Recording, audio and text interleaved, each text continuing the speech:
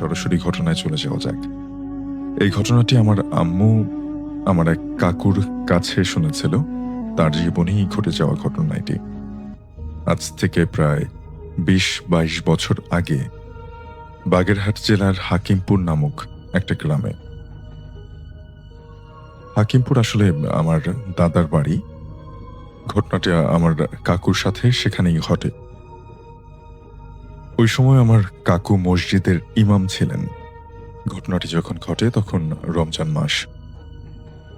রমজান মাসের কারণে আমার কাকু রোজ রাতে তারাবির নামাজ পড়াতেন এবং নামাজের পর তিনি তার বোনের বাসায় যেতেন। রাতে সে তার বোনের বাসায় থাকত, কারণ তার কয়েকদিন আগেই তার বোনের হাসব্যান্ড মারা গিয়েছিলেন। কাকু বাসা থেকে তার বোনের বাড়ির দূরত্ব প্রায় ১ মাইলের মতো ছিল। কিন্তু যদি বাগানের ভেতর দিয়ে যাওয়া যেত তাহলে কম সময় লাগত। তাই কাকু রোজ তারাবির নামাজ শেষে দোয়া দুরুদ, গজল, কোরআন তেলাওয়াত করতে করতে সেই বাগানের ভেতর দিয়ে যেতেন। এভাবে সে রোজ বাগানের পথ দিয়ে তার বোনের বাড়ি যাতায়াত করত। এভাবে রমজান মাসের শেষ ১০ দিনে কাকু মসজিদের ভেতরে থেকে এতেকাফে বসেছেন। ঘটনার দিন রাতে কাকু মসজিদের ভেতরে নামাজ শেষে বিশ্রাম নিচ্ছিলেন। আনুমানিক রাত ২টা বাজে। কাকু শুনলেন যে তার নাম ধরে কেউ ডাকছে। কাকুর পরিচিত মকবুল ভাইয়ের কণ্ঠে তিনি শুনলেন যে উচ্চস্বরে তাকে ডাকছে। কাকু যেহেতু ঘুমিয়ে পড়েছিলেন তাই তিনি বুঝতে পারেননি তেমনটা। কিন্তু যখন আরো জোরে ডাকতে শুরু করলো তখন কাকুর ঘুম ভেঙে গেল। কাকু একটু অবাক হলেন, কারণ এই রাত ২টার সময় মসজিদের আশেপাশে খুব বেশি মানুষ থাকার কথা না। কাকু ছাড়া আর কেউই থাকে না বরং সেখানে। কাকু ঘুম থেকে উঠে দরজা খুলে দেখলেন যে মসজিদের উঠানে অনেকজন হুজুর দাঁড়িয়ে আছেন। কাকু এত লোক দেখে ভাবল যে হয়তো সেহেরের সময় হয়ে গিয়েছে, ঘড়িটা খারাপ, তাই সময়টা ঠিক দেখেননি তিনি। কাকু এরপরে দরজা খোলার পরেই তার সামনে থাকা হুজুরদের মধ্য থেকে ৩-৪ জন কাকুকে সালাম দিলেন। কাকু দেখলেন যে তাদের চেহারা এই এলাকায় থাকা মুসল্লিদের মতো না। এরপরেই তারা প্রশ্ন করল যে আপনি কেন রোজ রাতে বাগানের ভেতর দিয়ে দোয়া কালাম পড়তে পড়তে যান? এতে আমাদের অসুবিধা হয়। তাদের এই প্রশ্ন শুনে কাকু মনে মনে একটু অবাক হলো, কিন্তু কাকু সাহস করে তাদের পাল্টা জিজ্ঞাসা করলেন, আমি আপনাদের কি এমন অসুবিধা করছি? তখন তারা বলল, তুমি যে রোজ রাতে এভাবে বাগান দিয়ে দোয়া কালাম পড়তে যাও, এতে আমাদের কাজে বাধা সৃষ্টি হয়। তোমাকে আমরা বহুদিন ধরার চেষ্টা করেছি, কিন্তু আমরা তোমাকে ধরতে পারিনি। মাঝে একদিন তুমি দোয়া পড়তে পড়তে যাওয়ার সময় তোমার দোয়ায় ভুল হয়ে যায়। তোমার ভুলের কারণে তোমাকে ধরার সুযোগ হয়ে যায় আমাদের। কাকু তাদের মতো এবার উচ্চ স্বরে জিজ্ঞাসা করলেন যে আমার দোয়া পড়তে আপনাদের কি সমস্যা? তখন তারা জবাব দেয়, এই বাগানের ভেতরে রোজ রাতে আমাদের বাজার, মাহফিল, মেলা বসে। তোমার দোয়া পড়ার কারণে আমাদের এ সকল কাজে বাধা সৃষ্টি হয়। আর তুমি এসব কিছুর মাঝখান দিয়ে হেঁটে যাও, তখন বাধ্য হয়ে আমাদেরকে সরে যেতে হয়। কাকু এভাবে মসজিদের ভেতর থেকে তাদের সাথে সওয়াল জবাব করতে থাকলো। তাদেরকে এই কথা বলতে বলতে কাকুর একসময় ভয় লাগতে শুরু করলো এবং এই সময় সে তাদেরকে ছেড়ে মসজিদের ভেতরের দিকে চলে গেলেন। সে আর সাহস করতে পারেনি। মসজিদের ভেতরে গিয়ে অজু করে তিনি আবারও দোয়া দরুদ পড়তে লাগলেন। এরপরে তিনি যখন ফিরে আসলেন কিছুক্ষণ পরে তিনি দেখলেন যে মসজিদের আশেপাশে কোথাও কেউ নেই। চারিদিকে অন্ধকার আর শুনশান। তারপর কাকু মসজিদের দরজা আটকে দোয়া দরুদ পাঠ করতে লাগলেন একেবারে ফজর পর্যন্ত। এই ঘটনাটির পর থেকে কাকু আর কোনোদিন সেই বাগান দিয়ে যাতায়াত করেননি। উল্লেখ্য, এই কাকু এখন এক মাদ্রাসার প্রধান শিক্ষক হিসেবে আছেন।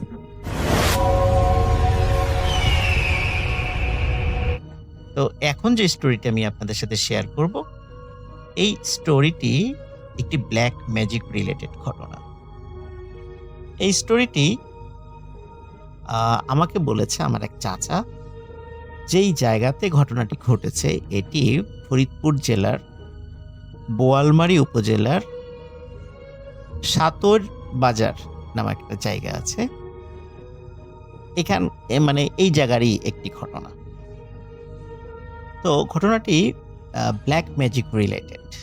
তবে আমি আশা করি যে এখন ব্ল্যাক ম্যাজিক রিলেটেড যে স্টোরিটি আমি আপনাদের সাথে শেয়ার করতে যাচ্ছি, এমন ধরনের স্টোরি আপনারা কম শুনেছেন। একদম শোনেননি সেটা আমি বলতে পারবো না, তবে কম শুনেছেন এতটুকু বলতে পারবো।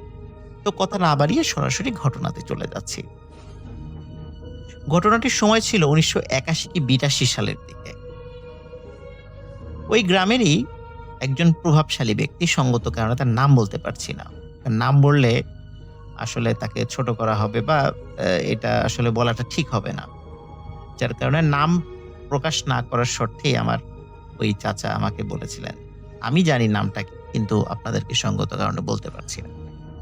তো ওই প্রভাবশালী ব্যক্তির আল্লাহর রহমতে ওনার অনেক ধন সম্পত্তি ছিল। ২ জন ছেলে সন্তান ছিল, ১ জন মেয়ে সন্তান ছিল। আর ওনার বিশাল জায়গা জমি, মানে অনেক কিছুই ওনার ছিল। তো একটা বিষয় সেটি হচ্ছে যে ওনার একজন প্রতিবেশী, তিনি আর্থিকভাবে অতটা সচ্ছল ছিলেন না, মানে গরিব মানুষই ছিলেন। ওনার ১ ছেলে ১ মেয়ে ছিল। তো মেয়ের বয়স যখন ১৭-১৮ হয়, খুব ভালো একটি পরিবারে তার বিয়ে হয়ে যায়। আর ওনার ছেলে লেখাপড়া করত।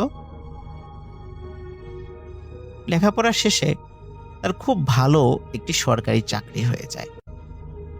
গ্রামে গ্রামের সকলে তার ছেলের প্রশংসা করতে থাকে।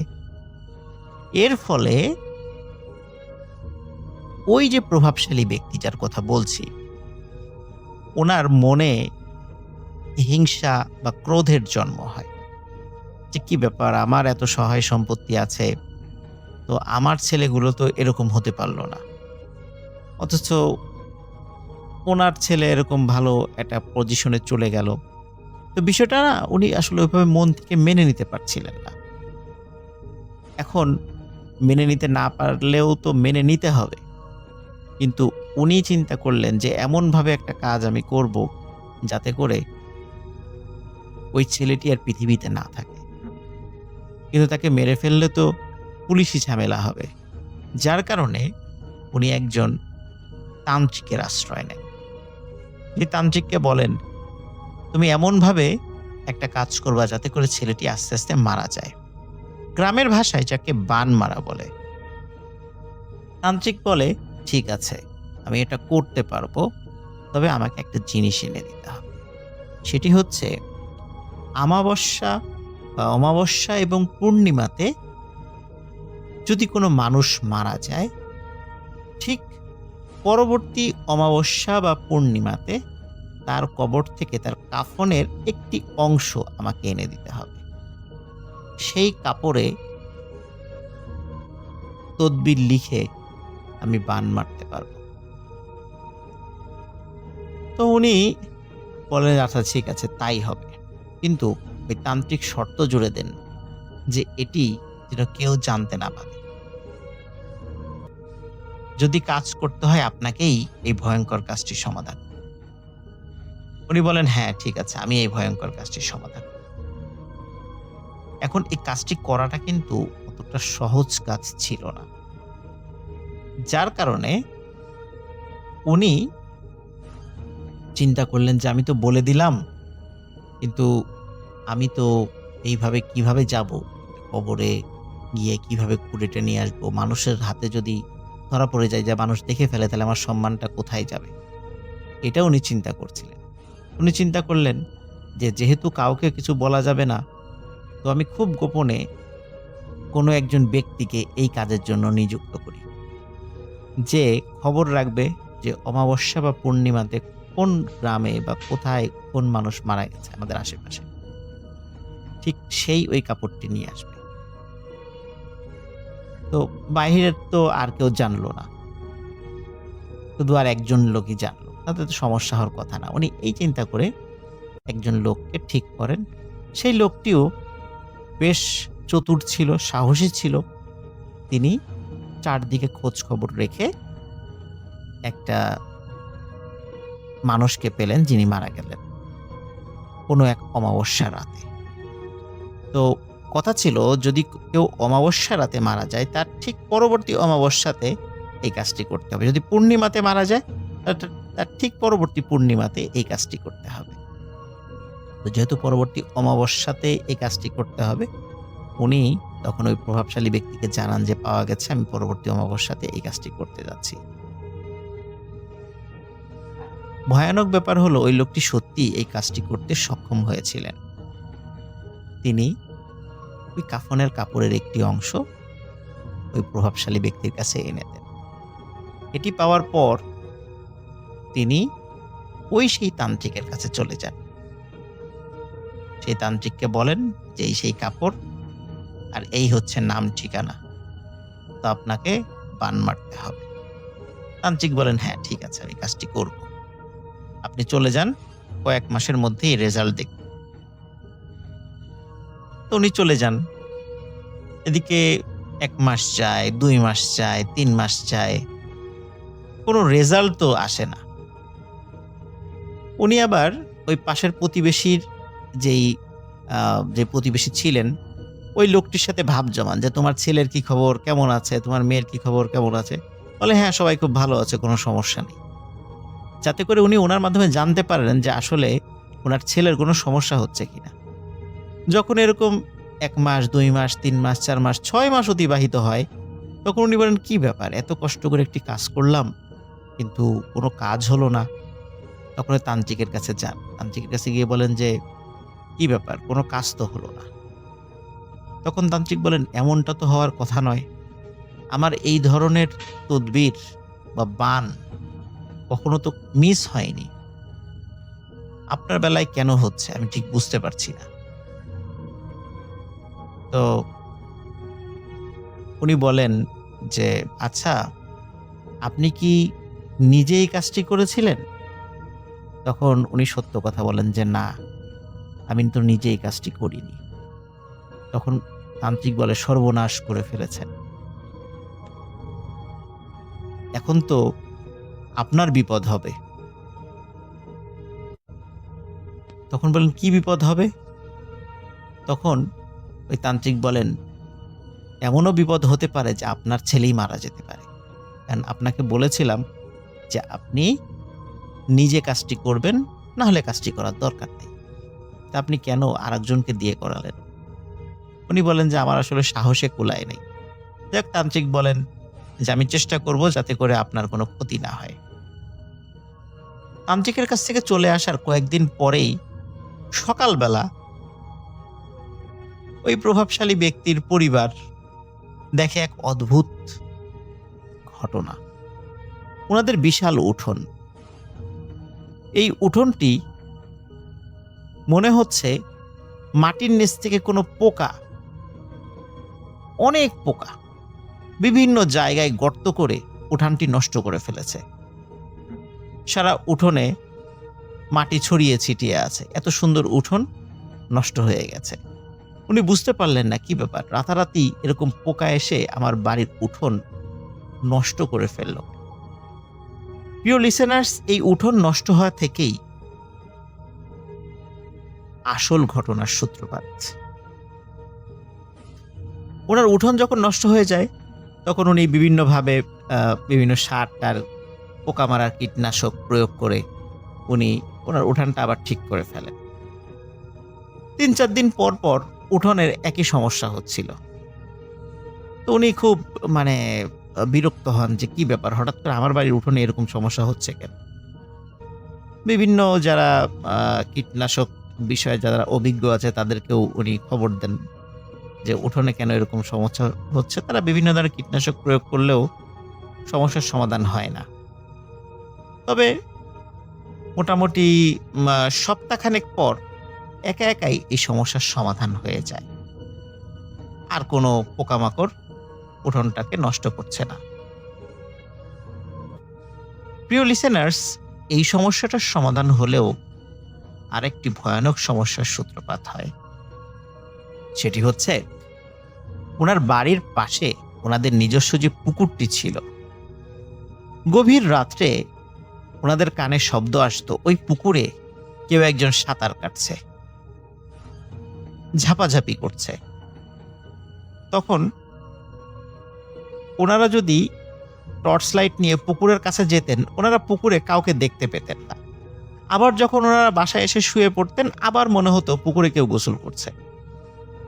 যাই হোক, এইরকম প্রতিদিন একই ঘটনা ঘটতে থাকে। একদিন, 2 দিন, 3 দিন, একটা সময় পুকুরে পাহারা বসানো হয়। কিন্তু পুকুরে যেদিন পাহারা বসানো হয়, ওই দিন কোনো ঘটনা ঘটে না। যতদিন পুকুরে পাহারা বসানো হয়েছে ততদিন কোনো ঘটনা ঘটে না।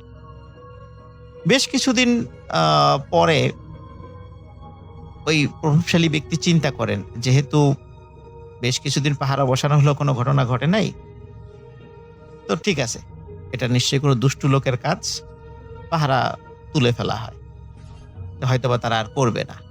কিন্তু যেদিনই পাহারা তুলে ফেলানো হয়, ওই রাত্রেই আবার সেই শব্দ, পানিতে ছলাৎ ছলাৎ শব্দ, মনে হচ্ছে কেউ সাঁতার কাটছে। তখন উনি রাগ করে হাতে একটি টর্চ লাইট নিয়ে বের হন, যা আজকে দেখেই ছাড়বো এটাকে। সত্যি সত্যি ওই রাতে ওই প্রভাবশালী ব্যক্তিটি দেখতে পান আসলে ওইটি কি ছিল। উনি দেখতে পান পুকুরের এ মাথা থেকে ও মাথা, মানে এপার থেকে ওপার, ভয়ানক আকৃতির একটি বড় মাথা। দেখে মনে হচ্ছে মানুষের মাথা, কিন্তু মানুষের মাথা এত বড় হয় না। এই মাথাটি একবার এ পাশে যাচ্ছে আর একবার ও পাশে যাচ্ছে। যাওয়ার সময় সে পানিতে শব্দ করছে। উনি হাতে থাকা টর্চ লাইটটি যখন পুকুরে মারেন, তখন আরেকটি অদ্ভুত ব্যাপার দেখতে পান, যে টর্চ লাইট মারার পরে পুকুরে উনি কিছু দেখতে পাচ্ছেন না, কিন্তু চাঁদের আলোতে তিনি সেটি দেখতে পাচ্ছেন। তখন উনি চিৎকার করে ওনার বাড়ির অন্য সদস্যদেরকে ডাকেন। ওনার বাড়ির কয়েকজন সদস্য চলে আসে। তারা যখন আসে তখন তারা পুকুরে কিছুই দেখতে পান না, পুকুরটি একদম শান্ত, স্বাভাবিক। তখন উনি বাড়ির অন্য সদস্যের সাথে খুলে বলেন বিষয়টা, যে আমি এখানে এই বিষয়টি দেখেছি। সবাই গিয়ে ঘুমিয়ে পড়েন, উনিও ঘুমিয়ে পড়েন। ওই রাত্রে তিনি একটি স্বপ্ন দেখেন। ওই স্বপ্নে কেউ একজন বলছে, আমি তোর একটি ছেলেকে নিয়ে যাব, তুই তাকে রাখতে পারবি না, পারলে চেষ্টা কর, এই পুকুরের মধ্যেই আমি তাকে নিয়ে যাব। ওনার ঘুম ভেঙে যায়। ঘুম ভেঙে যাওয়ার পরে উনি সেই তান্ত্রিকের সাথে যোগাযোগ করেন। তান্ত্রিক বলেন যে আমি যা ভেবেছিলাম তাই হয়েছে, কারণ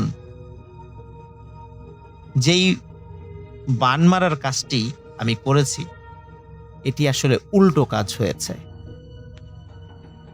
যাদেরকে এটি ক্ষতি করার কথা ছিল তা না করে যারা এটি করেছে তাদেরই উপর এটি এসে পড়েছে। এখন আপনার একটি সন্তান মারা যাবে, আর এই ভুলের জন্য আপনিই দায়ী।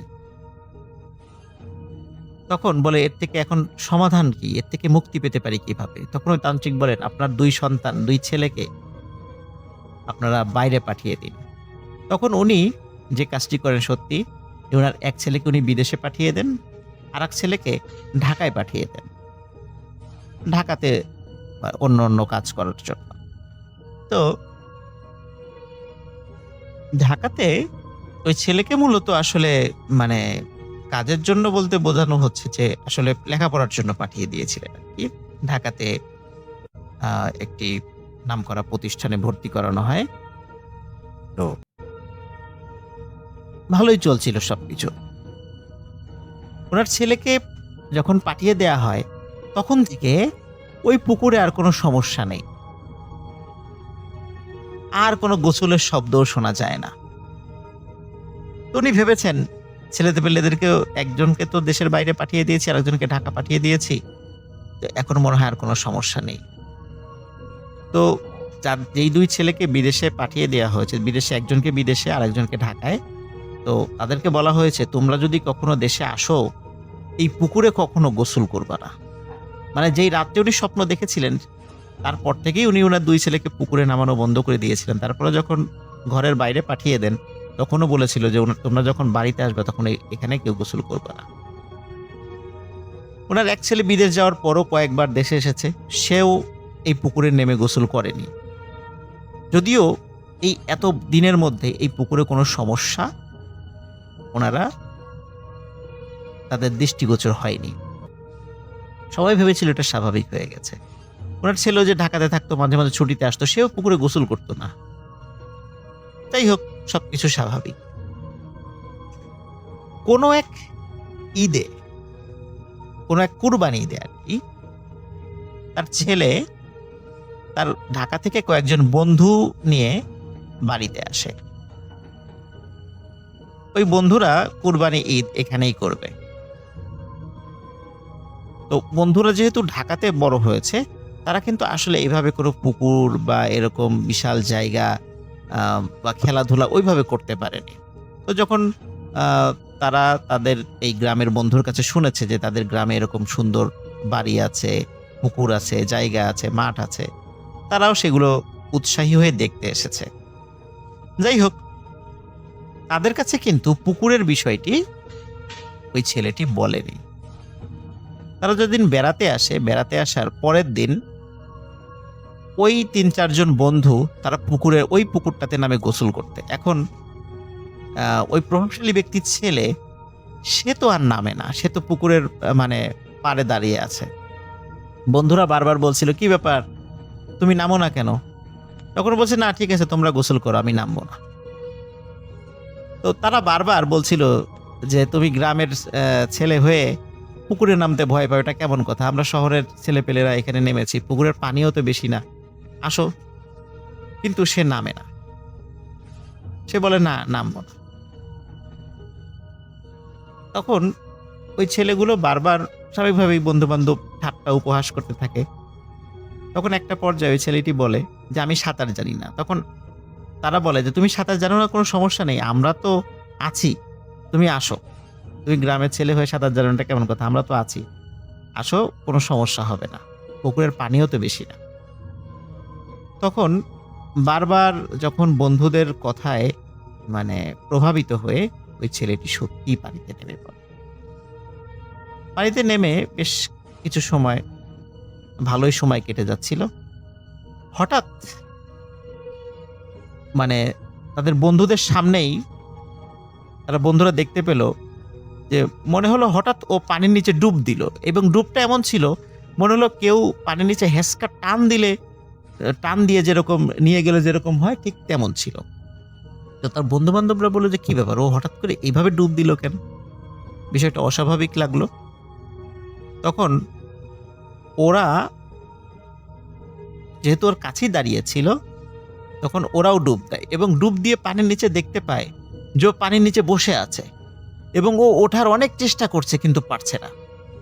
তখন ওই বন্ধু-বান্ধবরা বলল, বা মানে ওরা নিজেদের মধ্যে বলল যে, ও তো এই অবস্থায় আছে, আসো, চলো আমরা একে টেনে তুলি।" তারা ওই ছেলেটাকে টেনে তোলার অনেক চেষ্টা করে। কিন্তু তারা দেখে তার শরীরটা এতটা ভারী, পানির মধ্যে কিন্তু মানুষের শরীর হালকা হয়ে যায়। কিন্তু তার শরীরটা এতটা ভারী মনে হচ্ছে যে ওরা ৩-৪ জন মিলেও ওকে টেনে তুলতে পারছে না। ওরা যখন বারবার টেনে তোলার চেষ্টা করেও টেনে তুলতে পারছিল না, এদিকে ১ মিনিট, ২ মিনিট, ৩ মিনিট হয়ে যাচ্ছে। তখন একজন দৌড়ে বাড়ির ভিতরে খবর দেয় যে এই অবস্থা। বাড়ির লোকজন এসে পুকুরে নামতেই একটি মর্মান্তিক ঘটনা ঘটে যায়। ওই ছেলেটির মরদেহ ভেসে ওঠে। যদিও বা এত তাড়াতাড়ি লাশ ভেসে ওঠার কথা নয়, কিন্তু ভেসে ওঠে। ওর বন্ধু-বান্ধবরা বলছিল যে, "আমাদের মনে হচ্ছিল যে কেউ একজন জোর করে পানির মধ্যে ওকে চেপে ধরে রেখেছে, কিন্তু তাকে দেখা যাচ্ছিল না।" ছেলেটির বাবা ছেলেটির মৃত্যু দেখে শোকে কাতর হয়ে পড়ে এবং উনি বুঝতে পারেন আসলে ওর মৃত্যুটা এভাবেই লেখা ছিল। তা না হলে এত সতর্কতার পরেও এই ধরনের ঘটনা ঘটার কথা নয়। যাই হোক, প্রিয় লিসেনার্স, উনি যে এই ভয়ানক কাজটি করেছিলেন, এই ব্ল্যাক ম্যাজিকটি করেছিলেন, যেটার প্রভাব ওনার উপরই এসে পড়েছিল, এটি উনি ওনার পরিবারকে শেয়ার করেছিলেন ওনার ছেলের মৃত্যুর পর। তার আগে কিন্তু কাউকে বলেননি যে ইনি এই কাজটি খুব অন্যায় করেছিলেন, কাজটি ভালো করেননি, যার ফলে ওনার ছেলেই মারা গেল। দীর্ঘদিন কিন্তু এই ঘটনা ওনার পরিবার থেকেও কাউকে বলা হয়নি। কিন্তু পরবর্তীতে যখন ওই প্রভাবশালী ব্যক্তি মারা গেছেন, তার স্ত্রীও মারা গেছেন, তার সন্তান সন্ততিরা যে আর একটা ছেলে ছিল বিদেশে, উনি পরবর্তীতে এই বিষয়টি বলেন যে আমার বাবা এরকম একটা অন্যায় কাজ করেছিল, যার ফলে আমার এক ভাই মারা গেছে এবং কেউ যেন এই ধরনের কোনো কাজ না করে। প্রিয় লিসেনার্স, আসলে ব্ল্যাক ম্যাজিক করলেই যে তার উপর প্রভাব পড়বে বিষয়টা এরকম নয়। এই ঘটনা থেকে আমরা এটাও শিক্ষা পেলাম, কখনো কখনো কিন্তু ব্ল্যাক ম্যাজিক করলে এর প্রভাব উল্টোটাও হতে পারে।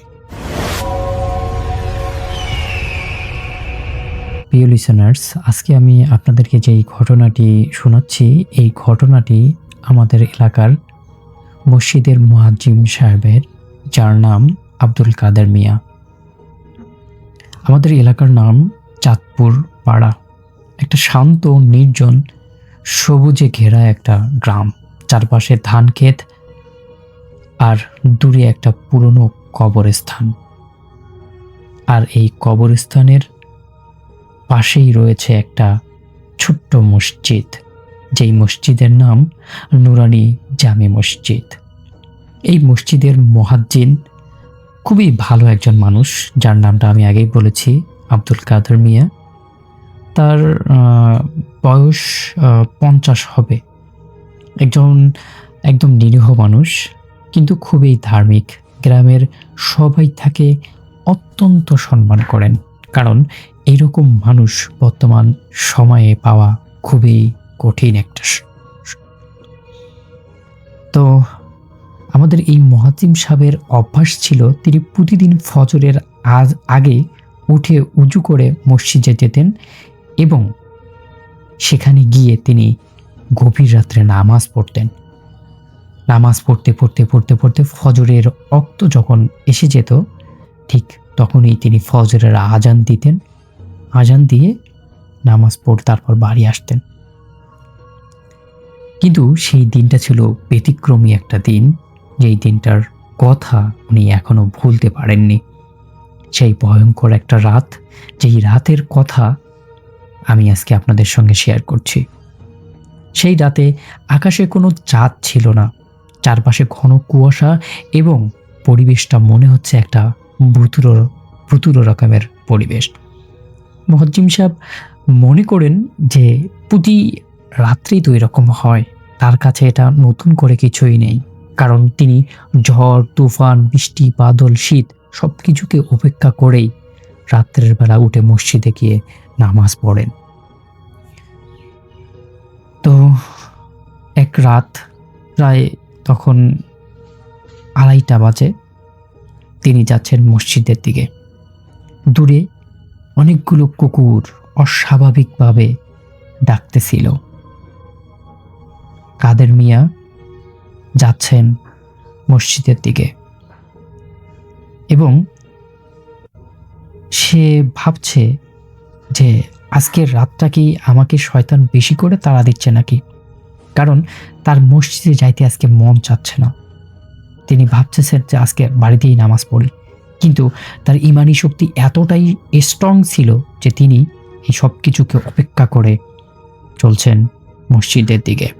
রাস্তা দিয়ে হাঁটার সময় তার মনে হচ্ছিল কেউ যেন তাকে পিছন থেকে অনুসরণ করছে।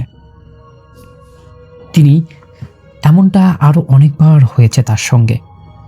তিনি যাচ্ছেন, তাকে কেউ ডাকছে, তার পিছনে কেউ হাঁটছে, এরকমটা তিনি অনেকবার দেখেছেন। কিন্তু আজকের এই হাঁটাটা বা আজকের এই শব্দটা তার কাছে একটু অন্যরকম মনে হলো। তিনি থপ করে থেমে পিছনে তাকালেন, চারপাশে তাকালেন, সামনে পিছনে সব পাশেই তাকালেন, কিন্তু কোথাও কেউ নেই। তিনি ভাবলেন, প্রতিদিনের ন্যায় আজকেও হয়তো এরকম কিছু একটা আমার সাথে হয়েছে। তিনি আস্তাগফিরুল্লাহ এবং নিজের প্রতি আরো দৃঢ় বিশ্বাস নিয়ে সামনের দিকে হাঁটা শুরু করলেন। হাঁটতে হাঁটতে হঠাৎ করে একটা নতুন পায়ের শব্দ, তার নিজের পায়ের সাথে আরেকটা শব্দ কেমন জানি মিলে যাচ্ছে। তিনি বুঝতে পারলেন যে হয়তো কেউ আমার সঙ্গে হাঁটছে, এবং তিনি এটা শোনার পর দ্রুত হাঁটা শুরু করলেন। সেই দ্বিতীয় পায়ের শব্দটাও তার সাথে দ্রুত হাঁটা শুরু করলো। এবার মুয়াজ্জিম সাহেব একদম থেমে গেলেন, শব্দটাও থেমে গেল। মুয়াজ্জিম সাহেব এতটা পথ আসার পর এমনিতেই বয়স্ক মানুষ, আরো বেশি করে তার ভিতরে কাঁপুনি শুরু হয়ে গেল। তিনি বুঝতে পারলেন তার সঙ্গে আজকে খারাপ কিছু হতে যাচ্ছে, কিন্তু তিনি তার মনে সাহস জুগিয়ে বললেন, ওখানে কে? কেউ আছেন? কেউ কি আমার পিছনে আসতেছেন? কিন্তু কোনো শব্দ আসলো না। মুয়াজ্জিম সাহেব ভাবলেন, হয়তো এটাও আগের দিনগুলোর মতো কিছু একটা হবে। তারপর তিনি বুঝতে পারলেন যে চারপাশটা কুয়াশার মধ্যে এক অদ্ভুত ঠান্ডা পরিবেশ তৈরি করে ফেলেছে। এমন পরিবেশ এই সময়ে সম্ভব না, কিন্তু তার মানে শরীরে এরকম একটা মনে হচ্ছে যেন আজকের এই ঠান্ডাটা একটু অন্যরকম ঠান্ডা। তারপর মুয়াজ্জিম সাহেব দ্রুত মসজিদের ভিতরে ঢুকে মসজিদের দরজা বন্ধ করে দিলেন। ভিতরে ঢুকে তিনি স্বস্তির একটা নিঃশ্বাস ফেললেন, কিন্তু সেই স্বস্তি বেশিক্ষণ আর টিকল না। তিনি মসজিদের ভিতরেই তিনি শুনতে পারলেন কারো ধীর ধীর নিঃশ্বাস। তিনি যেভাবে নিঃশ্বাস নিচ্ছেন ঠিক সেভাবেই কেউ একটা যেন তার পিছনে বা সামনে বা মাথার উপরে নিঃশ্বাস নিচ্ছে। তিনি বেশ খানিকটা অবাক হয়ে চতুর্পাশ দিয়ে ভালো করে তাকালেন, কিন্তু কেউ নেই। মসজিদের ভিতরটাও একদম কেউ নেই, ফাঁকা হয়ে পড়ে আছে। তিনি ভাবলেন হয়তো তিনি অনেক বেশি ভয় পেয়েছেন, এই জন্য তার মনের মধ্যে অনেক বেশি ভুল হয়ে যাচ্ছে। তারপর তিনি দেখলেন এতক্ষণে তার আজানের সময় হয়ে গেছে, কারণ এই সময়টা অনেকক্ষণ কেটে গেছে। তিনি মসজিদের মাইকে হাত দিলেন আজান দেওয়ার জন্য। ঠিক তখনই মাইকের ভেতর থেকে একটা কর্কশ কণ্ঠ ভেসে আসলো, আজান তুমি দিবা না, আজকে আজান আমি দিব। এবার কাদের মিয়ার শরীরটা একদম জমে গেল। এই শব্দটা কোথা থেকে আসছে? তিনি মাইক থেকে হাত সরিয়ে নিতে চাইলেন, কিন্তু তার হাতটা যেন মাইকের সাথে একদম আটকে গেছে। মনে হচ্ছে মাইকটা তার হাতটাকে বদ্ধ করে রেখেছে। তারপর তিনি হঠাৎ মসজিদের পিছনে অন্ধকার কোণ থেকে কিছু একটা নড়ার শব্দ বুঝতে পারলেন। তিনি সেই দিকে তাকালেন, দেখলেন একটা সাদা রঙের অবয়ব ধীরে ধীরে বের হয়ে আসতেছে জঙ্গল থেকে। সাদা কাপড় পরা, কিন্তু শরীরটা অস্বাভাবিকভাবে লম্বা। মুখটা একদম দেখা যাচ্ছে না, মুখটা যেন কাপড় দিয়ে ঢেকে রাখা। শুধু চুলগুলো ঝুলছে সামনের দিকে, তার পা মাটিতে লাগছে না, এবং সে হাওয়ায় ভেসে ভেসে মুয়াজ্জিম সাহেবের দিকে এগিয়ে আসতেছে। এবার আব্দুল কাদের মিয়ার একদম গলা শুকিয়ে গেল। তিনি কাঁপা কাঁপা গলায় কালেমা তৈয়বা পড়া শুরু করে দিল। চিৎকার করে কালেমা তৈয়বা বলতে শুরু করলো, কিন্তু কোনো কিছুরই পরিবর্তন হচ্ছে না। কোনো কিছুই যেন ঠিকঠাক লাগতেছে না তার কাছে। তিনি হঠাৎ দেখলেন মসজিদের দরজা নিজের থেকেই খুলে গেল। দুই পাশে দুইটা কাপাট যেন সিনেমার দৃশ্যর মতো খুলে গেল। বাইরে কবরস্থানের দিকে ঠান্ডা বাতাস ঢুকে পুরো মসজিদটা একদম অন্ধকার হয়ে গেল। মসজিদের যে আলো ছিল সেই আলোটাও একদম নিভে গেল। সম্পূর্ণ রকমের অন্ধকার, এত বেশি অন্ধকার যে অন্ধকারে তিনি তার নিঃশ্বাসের শব্দ ছাড়া আর কোনো কিছুই শুনতে পাচ্ছেন না। অতঃপর হঠাৎ করেই মাইকের মধ্যে আজানের আওয়াজ শুরু হয়ে গেল।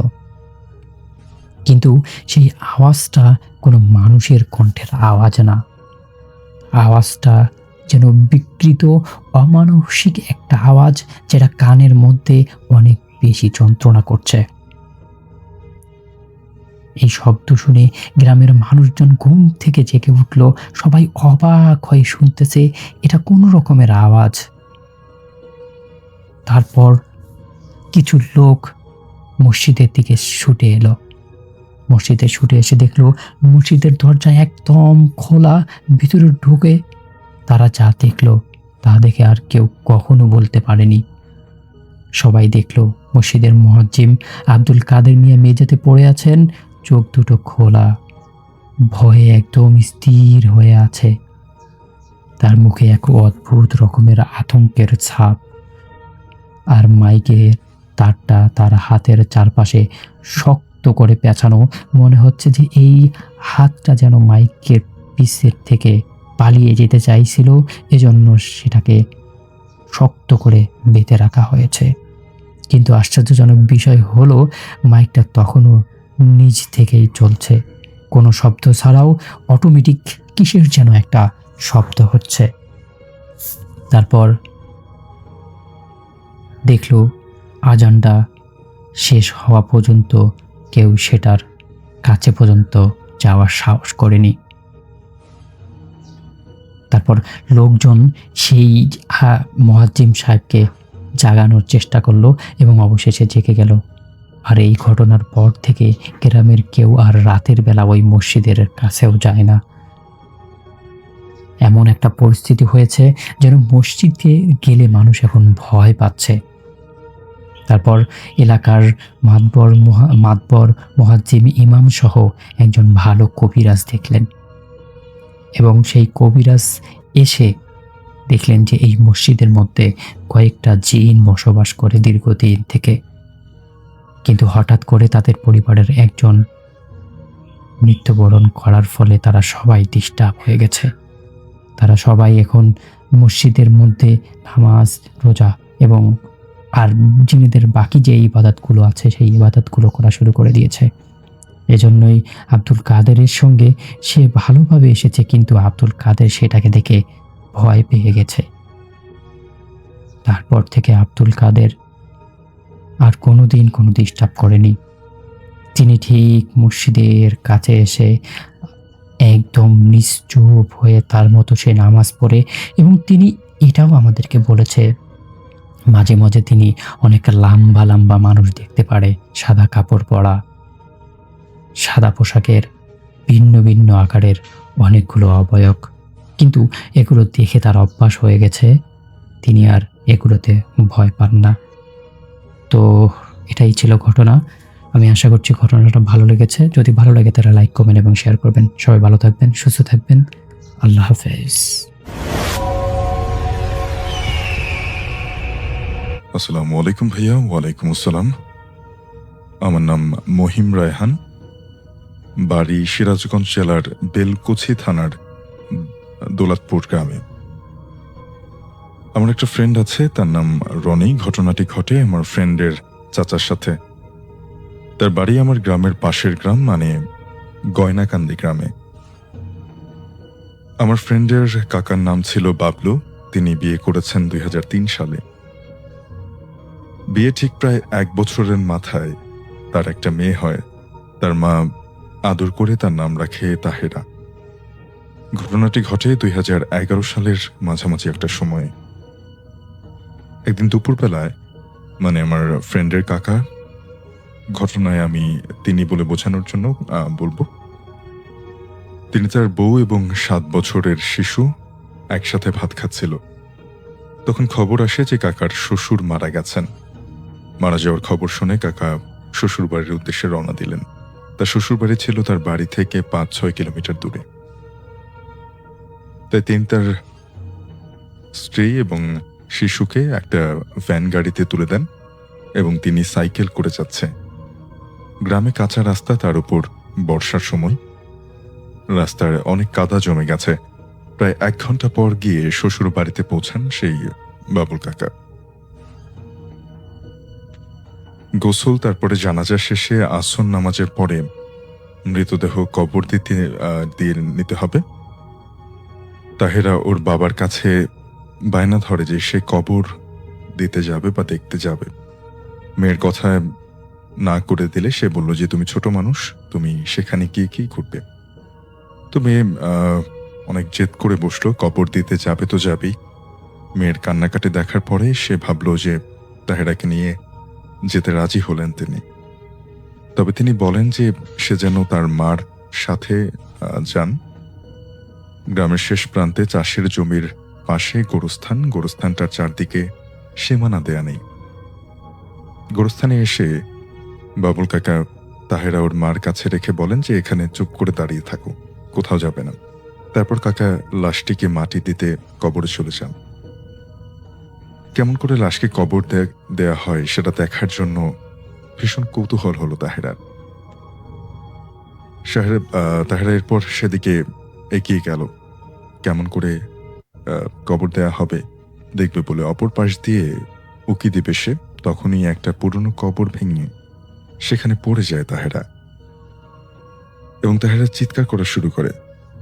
বাবুল কাকা তখন তাড়াতাড়ি করে ভাঙা কবর থেকে মেয়েকে তুলে বাসায় নিয়ে যান। তারপর মেয়েকে বকাঝকা দেন যে কেন তার কথা না শুনল না। তাহেরার পায়ে কাদা মাটি লেগেছিল, তা ধুয়ে দেন তাহেরার মা। একে তো একটা মরা বাড়ি, শোকের ছায়া লেগে আছে, তাই ব্যাপারটাকে বেশি দূর আর করল না বাবুল কাকা। তার বউকে বলল তাহলে আমি বাড়ি ফিরে যাই, কারণ গরু ছাগলগুলো আছে সেগুলো ঘরে তুলতে হবে, তুমি মেয়েকে নিয়ে থাকো, কাল সকাল হলে তুমি বাড়ি চলে এসো। আবার তাহেরা ওর বাবার সাথে যাবে বলে সেখানে বাদ সাজে। সবাই বলে যে তুমি মায়ের কাছে থাকো, সকালে মায়ের সাথে যেও। কিন্তু সে কারো কোনো কথা শোনে না, সে যাবে তো যাবেই। অবশেষে তার মেয়েকে নিতে রাজি হন। বৃষ্টির পানি জমে থাকায় রাস্তা কাদা ভরা। বাবুল কাকা আস্তে আস্তে সাইকেল নিয়ে যাচ্ছে। প্রায় 1 কিলোমিটার আসার পর সামনে একটা বড় মেহগুনি গাছের বাগান পড়ে এবং তার পাশ দিয়ে রাস্তা চলে গেছে। সে মেহগুনি বাগানের পাশ দিয়ে আসতে হবে, হঠাৎ সাইকেলটার চেইন পড়ে যায়। চেইনটা তোলার সময় লক্ষ্য করলো যে বাবলু কাকার পাশ দিয়ে একটা অবয়ব, একটা বিড়াল চলে গেল। কিন্তু বিষয়টা আমলে নেননি তিনি, আবার সাইকেল চালাতে লাগলেন। সে মেহগুনি বাগানটার কাছে আসতেই আবার সাইকেলের চেইন পড়ে যায়। আবার সাইকেল থেকে নেমে চেইন তুলতে গেলেন আর লক্ষ্য করলেন যে সেই কালো বিড়ালটা যেটা একটু আগে তার পাশ দিয়ে গেল, সে অতটা পাত্তা দেয়নি। সে কারো বিড়ালটা আবারও তার পাশ দিয়ে চলে যাচ্ছে। এবার একটু ভয় পেল বাবুল কাকা। তিনি বুঝতে পারলো যে এটা স্বাভাবিক কিছু না, কারণ সাইকেলে করে একটা মানুষ যত দ্রুত যেতে পারবে, বিড়াল তার ছোট পায়ে দৌড়েও কিন্তু অতটা দূরত্ব খুব কম সময় যেতে পারবে না। তো তিনি পরপর 2 বার এমনটা দেখলেন, ফাঁকা একটা রাস্তার মাঝখানে যে একটা বিড়াল, বর্ষাকালে তাও আবার 2 বার তার পাশ দিয়ে চলে গেল। সে একটু ভয় পেয়ে গেল, বুঝলো যে এটা স্বাভাবিক কিছু না। চেইনটা ঠিক করে তিনি আবারও দেখতে পেলেন যে প্রচন্ড জোরে হাওয়া বইছে। মেহগুনি বাগানে সামনে এগোনো যাচ্ছে না। মেয়েকে এক হাতে ধরে সাইকেলটা ঠেলে বাগানের শেষ প্রান্তে আসতেই তার চোখ পড়ে একটা মেহগুনি ডালের দিকে। সেখানে দেখেন যে সাদা কাপড় পরা কিছু একটা বসে আছে, তবে সেটার কোনো মাথা তিনি ঠিক করে দেখতে পাচ্ছেন না। ভয়ে তার একেবারে কলজে শুকিয়ে আসছে। আর তিনি ভাবেন যে মেয়ে যদি এটা দেখে ভয় পায়, তাই তিনি মেয়েকে সাইকেলের পেছনে থেকে এনে সামনে কোলে করে বসিয়ে শক্ত করে জড়িয়ে ধরেন। মেয়েকে বললেন যে মা, এখানে চোখ বন্ধ করে থাকো, আমি না বলা পর্যন্ত চোখ খুলবা না। তারপর বাবুল কাকা সাইকেলটা নিয়ে দৌড়ে দৌড়ে ঠেলতে ঠেলতে মেহগুনির বাগানটা পেরোতিয়ে একটা খোলা মাঠের ভেতর দিয়ে রাস্তা। বাবুল কাকা সাইকেল নিয়ে সাইকেল নিয়ে দৌড়াচ্ছেন। তখন আবার দেখতে পান যে পুরো রাস্তায় আহ, কাফন পরা লাশ শুয়ে আছে। এটা দেখে তিনি সেখানেই থমকে যান, কিন্তু তিনি বুঝতে পারেন যে এটা আসলে তাকে ভয় দেখানোর জন্য জিনরা কোনো ছল করছে। তিনি ঠিক করেন যে ভয় পেলে চলবে না, তাকে যেভাবেই হোক বাসায় যেতে হবে। বাবুল কাকা বলে যে মা আমি না বলা পর্যন্ত চোখ খুলবে না, অর্থাৎ তার যে মেয়ে ছিল তাকে সাথে সাথে বললো যে আমি না বলা পর্যন্ত তুমি চোখ খুলো না। তারপর লক্ষ্য করলেন যে লাশগুলোর পাশ দিয়ে সামান্য একটা ফাঁকা জায়গা আছে, সেখান দিয়ে কোনো রকমের যাওয়া যাবে। বাবুল কাকা সেই লাশের পাশ দিয়ে দ্রুত গতিতে যাওয়া শুরু করলেন এবং সেই সময়ে সে অনেক মচা গন্ধ পাচ্ছিল। সে মেয়েও কিন্তু গন্ধ পাচ্ছিল। সে বলল যে বাবা এটা কিসের গন্ধ? বাবুল কাকা বলে যে ও কিছু না মা, তুমি চোখ বন্ধ করে থাকো। সে সামনে যেতে তার স্ত্রীর ডাক শুনলো। এবার ডাক শুনে মেয়ে বলে বাবা মা তোমাকে ডাকছে, মাকেও আমাদের সাথে নিয়ে চলো, সেটা তার মেয়ে বলল। বাবুল কাকা বলল যে তুমি কিন্তু চোখ খুলবে না, আমি যাচ্ছি তার কাছে। তার গ্রাম আসতেই সে দেখলো যে বাঁশবাগানের মাথায় সেই মাথা কাটা অবয়বটা তাকে হাত ইশারা করে ডাকছে। বাবুল কাকা আরো জোরে জোরে সাইকেল চালাতে থাকলো। তার বাড়ি কিছুটা সামনে আসতে একটা লোক দেখতে পায়। লোকটাকে সে পুরো ঘটনাটা খুলে বলে। পরে লোকটা তাকে বাড়ি পর্যন্ত পৌঁছে দিয়ে আসে।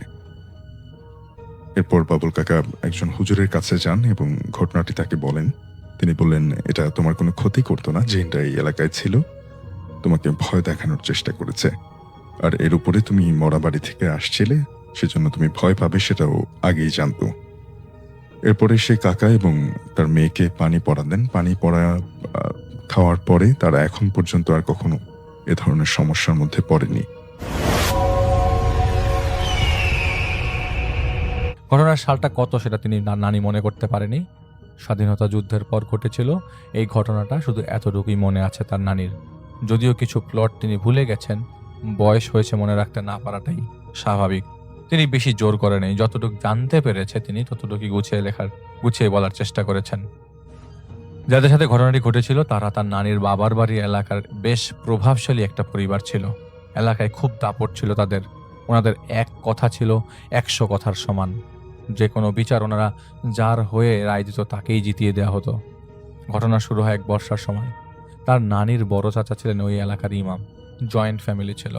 একদিন রাতের বেলা তাদের বাড়িতে খবর আসে যে বড় চাচাকে ডেকে পাঠিয়েছে মিয়াবাড়ির বড় সাহেব। এক্ষুনি যেতে হবে, নইলে বিপদ আছে। ওনার বড় চাচা তাড়াতাড়ি করে বেরিয়ে পড়েন।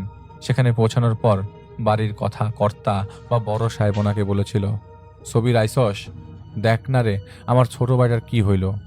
রাইতে ভাত খাইতে গেলে হাড়ি পাতিল লাথি মইরা নিজের ঘরে চলে গেল। আমরা ডাকাডাকি করলাম কিন্তু খুলল না। অনেকক্ষণ পর ওর ঘর থেকে আমরা ওর কান্নাকাটির আওয়াজ পাই। ভেতর থেকে শোনা যাইতেছিল ভাঙচুরের শব্দ। তো নানির চাচা ছিল সবির আলী। তিনি দরজার কাছে আসেন এবং 3 বার সালাম দেন। দরজাটা আপনা আপনি খুলে যায়। এটা দেখে তিনি নিশ্চিত হয়ে গিয়েছিলেন যেটা খুব সম্ভবত একজন ইমানদার জিন। আর যেহেতু ভালো জিন এদের পেছনে পড়েছে, তবে তো নিশ্চয়ই এরা কোনো অন্যায় ঘটিয়েছে কোথাও কারো সাথে। মনে মনে ঠিক করেই নিয়েছিলেন যে তিনি কোনো প্রকার সাহায্য করবেন না এদের, কেননা গ্রামে এদের অত্যাচারের মাত্রা অনেক ছিল, অথচ কেউ এদের বিরুদ্ধে কোনো কিছু বলার সাহস পেত না। পুরো ঘটনা জেনে যদি দেখেন এর বিন্দুমাত্র দোষ আছে, তবে তিনি আর সামনে এগোবেন না সাহায্য করতে। এটা ঠিক করে নিয়েছিলেন ঘরে ঢোকার আগে। যাই হোক, তিনি ঘরের ভেতরে প্রবেশ দরজা লাগিয়ে ছোট সাহেবের কাছে যান। তার নাম সম্ভবত ছিল হাসিব মিয়া। তার নানি ক্লিয়ারলি বলতে পারেননি, নামটা মনে পড়ছিল না তার। যাই হোক, উনি কাছে গিয়ে জিজ্ঞেস করেন, কিছু মনে করবেন না, আপনাকে বিরক্ত করতে আসি নাই, শুধু জানতে চাইছিলাম এরে কেন ধরছেন। কোনো উত্তর আসছিল না। হাসিব মিয়া মাথা কাত করে মাটির দিকে তাকিয়ে নখ দিয়ে কি যেন এঁকে যাচ্ছে। কোনো নির্দিষ্ট আকার আকৃতি ছিল না আঁকির। উনি আবারও জিজ্ঞেস করেন, বেয়াদবি মাফ করবেন, অনুগ্রহ করে বলবেন আপনি কে, কেন এখানে আসছেন। ভারী একটা মোটা কণ্ঠ বের হতে শুরু করে হাসিব মিয়ার মুখ থেকে। আমি কে, কেন এসেছি, কেন এই জানোয়ারের যন্ত্রণা করছি, এগুলো জানাটা কি অনেক জরুরি? মাঝে মধ্যে আমার ইচ্ছা করে এই গ্রামের সবাই আমি আগুনে পুড়ায় মারি। সবগুলো এক একটা ইঁদুরের মতো লেজ গুটায় থাকস, আর এই পরিবারের সদস্যদের সাপ মনে কইরা কোনো কিছুর প্রতিবাদ করস না। আর এখন আসছস তোর ইমামতির বাহাদুরি দেখাইতে? কাকে দেখাতে এসেছিস?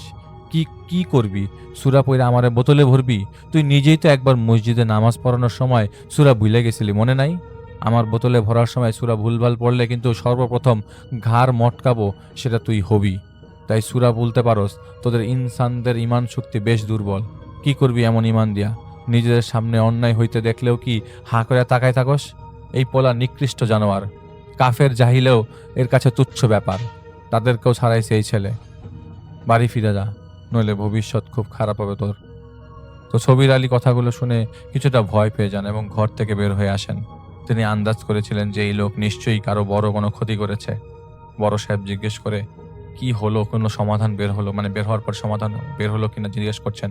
ছবির আলী বলেন, ভাই দেখেন, আপনার ছোট ভাই কোন জায়গায় কি আকাম করছে, তার যার কারণে আজকে এই হাল। আমার দিয়া সম্ভব না, এটা অন্য কাউরে খুঁজে। তো বড় সাহেব ওনাকে শাসিয়ে বলা শুরু করে, কি কইলি তুই? আমার সাথে জেদ দেখাইতেছস? সাহস কত বড়? ছোট লোকের বাচ্চা। তো নানির চাচা ভৎসনা দিতে দিতে ওই বাড়ি থেকে বের হয়ে যায়। আরে জান, আপনার মতো বহু ফাজলামি দেখছি এতদিন, কিছু কইতে পারিনি জানের ডরে। এবার কইতার ক্ষতি নেই। আমার মনে হইতেছে এবার আপনার বংশের বাতি চিরতরে নিভা যাইব। তো এক সপ্তাহ পর বাদ আসর গ্রামে কথা ছড়িয়ে যায় যে ছোট সাহেবের গ্রামের মিছনের নর্দমায় মৃত অবস্থায় পাওয়া গেছে। গত রাতে বাড়িতে ঝগড়া করে মাঝরাতে ছোট সাহেব ঘর থেকে বের হয়ে যায়। তাকে আটকানোর চেষ্টা করতে গিয়ে ধাক্কা খেয়ে মাথা ফেটেছে তার মায়ের। খোঁজাখুঁজি করে কোথাও পায়নি তাকে। আজকে দিনের বেলা একজন কৃষক সেই নর্দমার ময়লা ফেলতে এসে দেখেন যে একটা লোক পড়ে আছে উপর হয়ে। মাথা মাটির দিকে ডোবানো ছিল, পাগুলো আকাশের দিকে। লাশ বের করে আনা হয়, কিন্তু গোসল দেওয়ার মতন কোনো লোক পাওয়া যাচ্ছিল না, কারণ লাশের দৃশ্য দেখেই সবাই ভয়ে কাছে ঘেঁষতে চাইছিল না। তার উপর ছিল উটকা পচা গন্ধ। দুর্গন্ধের কারণে মনে হচ্ছিল যেন এটা সপ্তাহখানেক পুরানো লাশ। আগের সময় তার উপর গ্রামে এরকম অস্বাভাবিক মৃত্যু, লোকজন জিনে মেরেছে বলেই দূরত্ব ঘেঁষা শুরু করে দিয়েছিল। লাশের ঘাড়টা পুরোপুরিভাবে ভাঙা ছিল, চোখ তুলে নেওয়া হয়েছিল, পাঁজরের দুপাশ থেকে কে যেন মাংস সহ সব তুলে নিয়েছিল, যার কারণে বুকের হাড় দেখা যাচ্ছিল। যাই হোক, বড় সাহেব, যার নাম নানির একদমই মনে নেই, তিনি ক্ষমতার বলে গ্রামের গরিব কয়েকজন লোক কেনে লাশ গোসল করায়। গোসল করানো শেষে লোকগুলো বড় সাহেবকে বলেছিল, চাচা, জানাজা পড়তে পারুম না, আপনার ভাইয়ের লাশ ধুইছি, এটাই মেলা, আমগের বিদায় করেন, আমরা গেলাম।